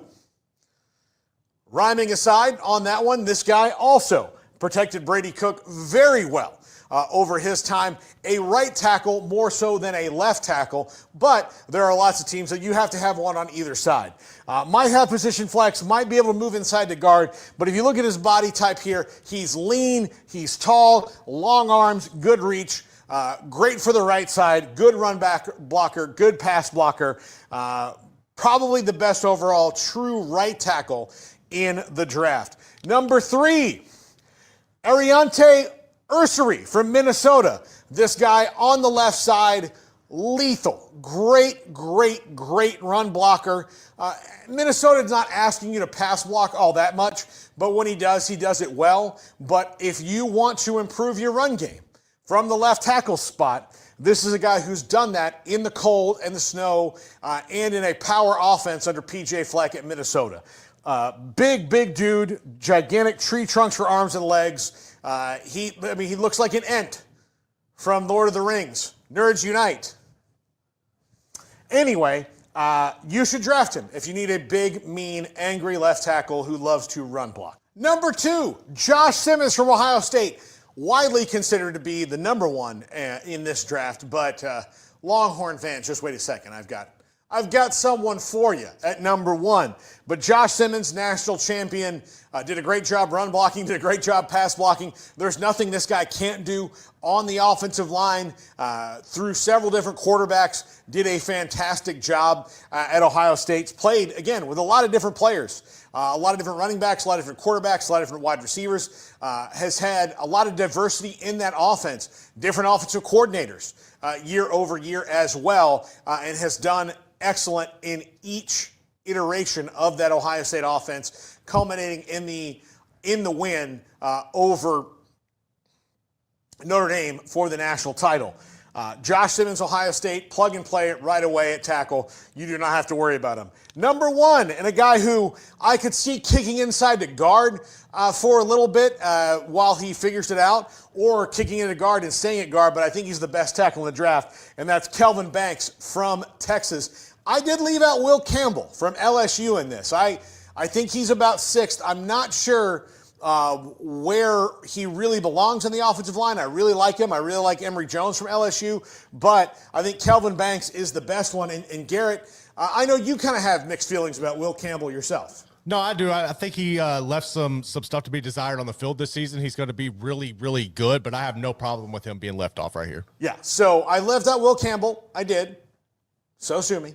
And maybe being in the state of Louisiana, and I just sucked that state dry of all the joy since I ate all the food in it.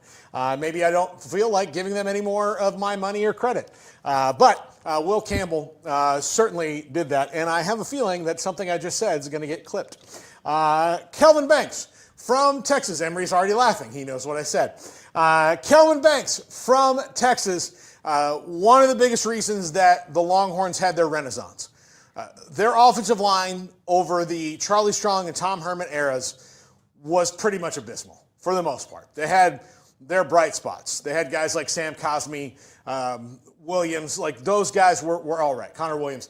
Those guys were good players who've become good NFL players. But for the most part, over a decade of Longhorn offensive line play, there just were not a lot of bright spots. Not a lot of guys getting drafted, and not a lot of guys getting drafted high.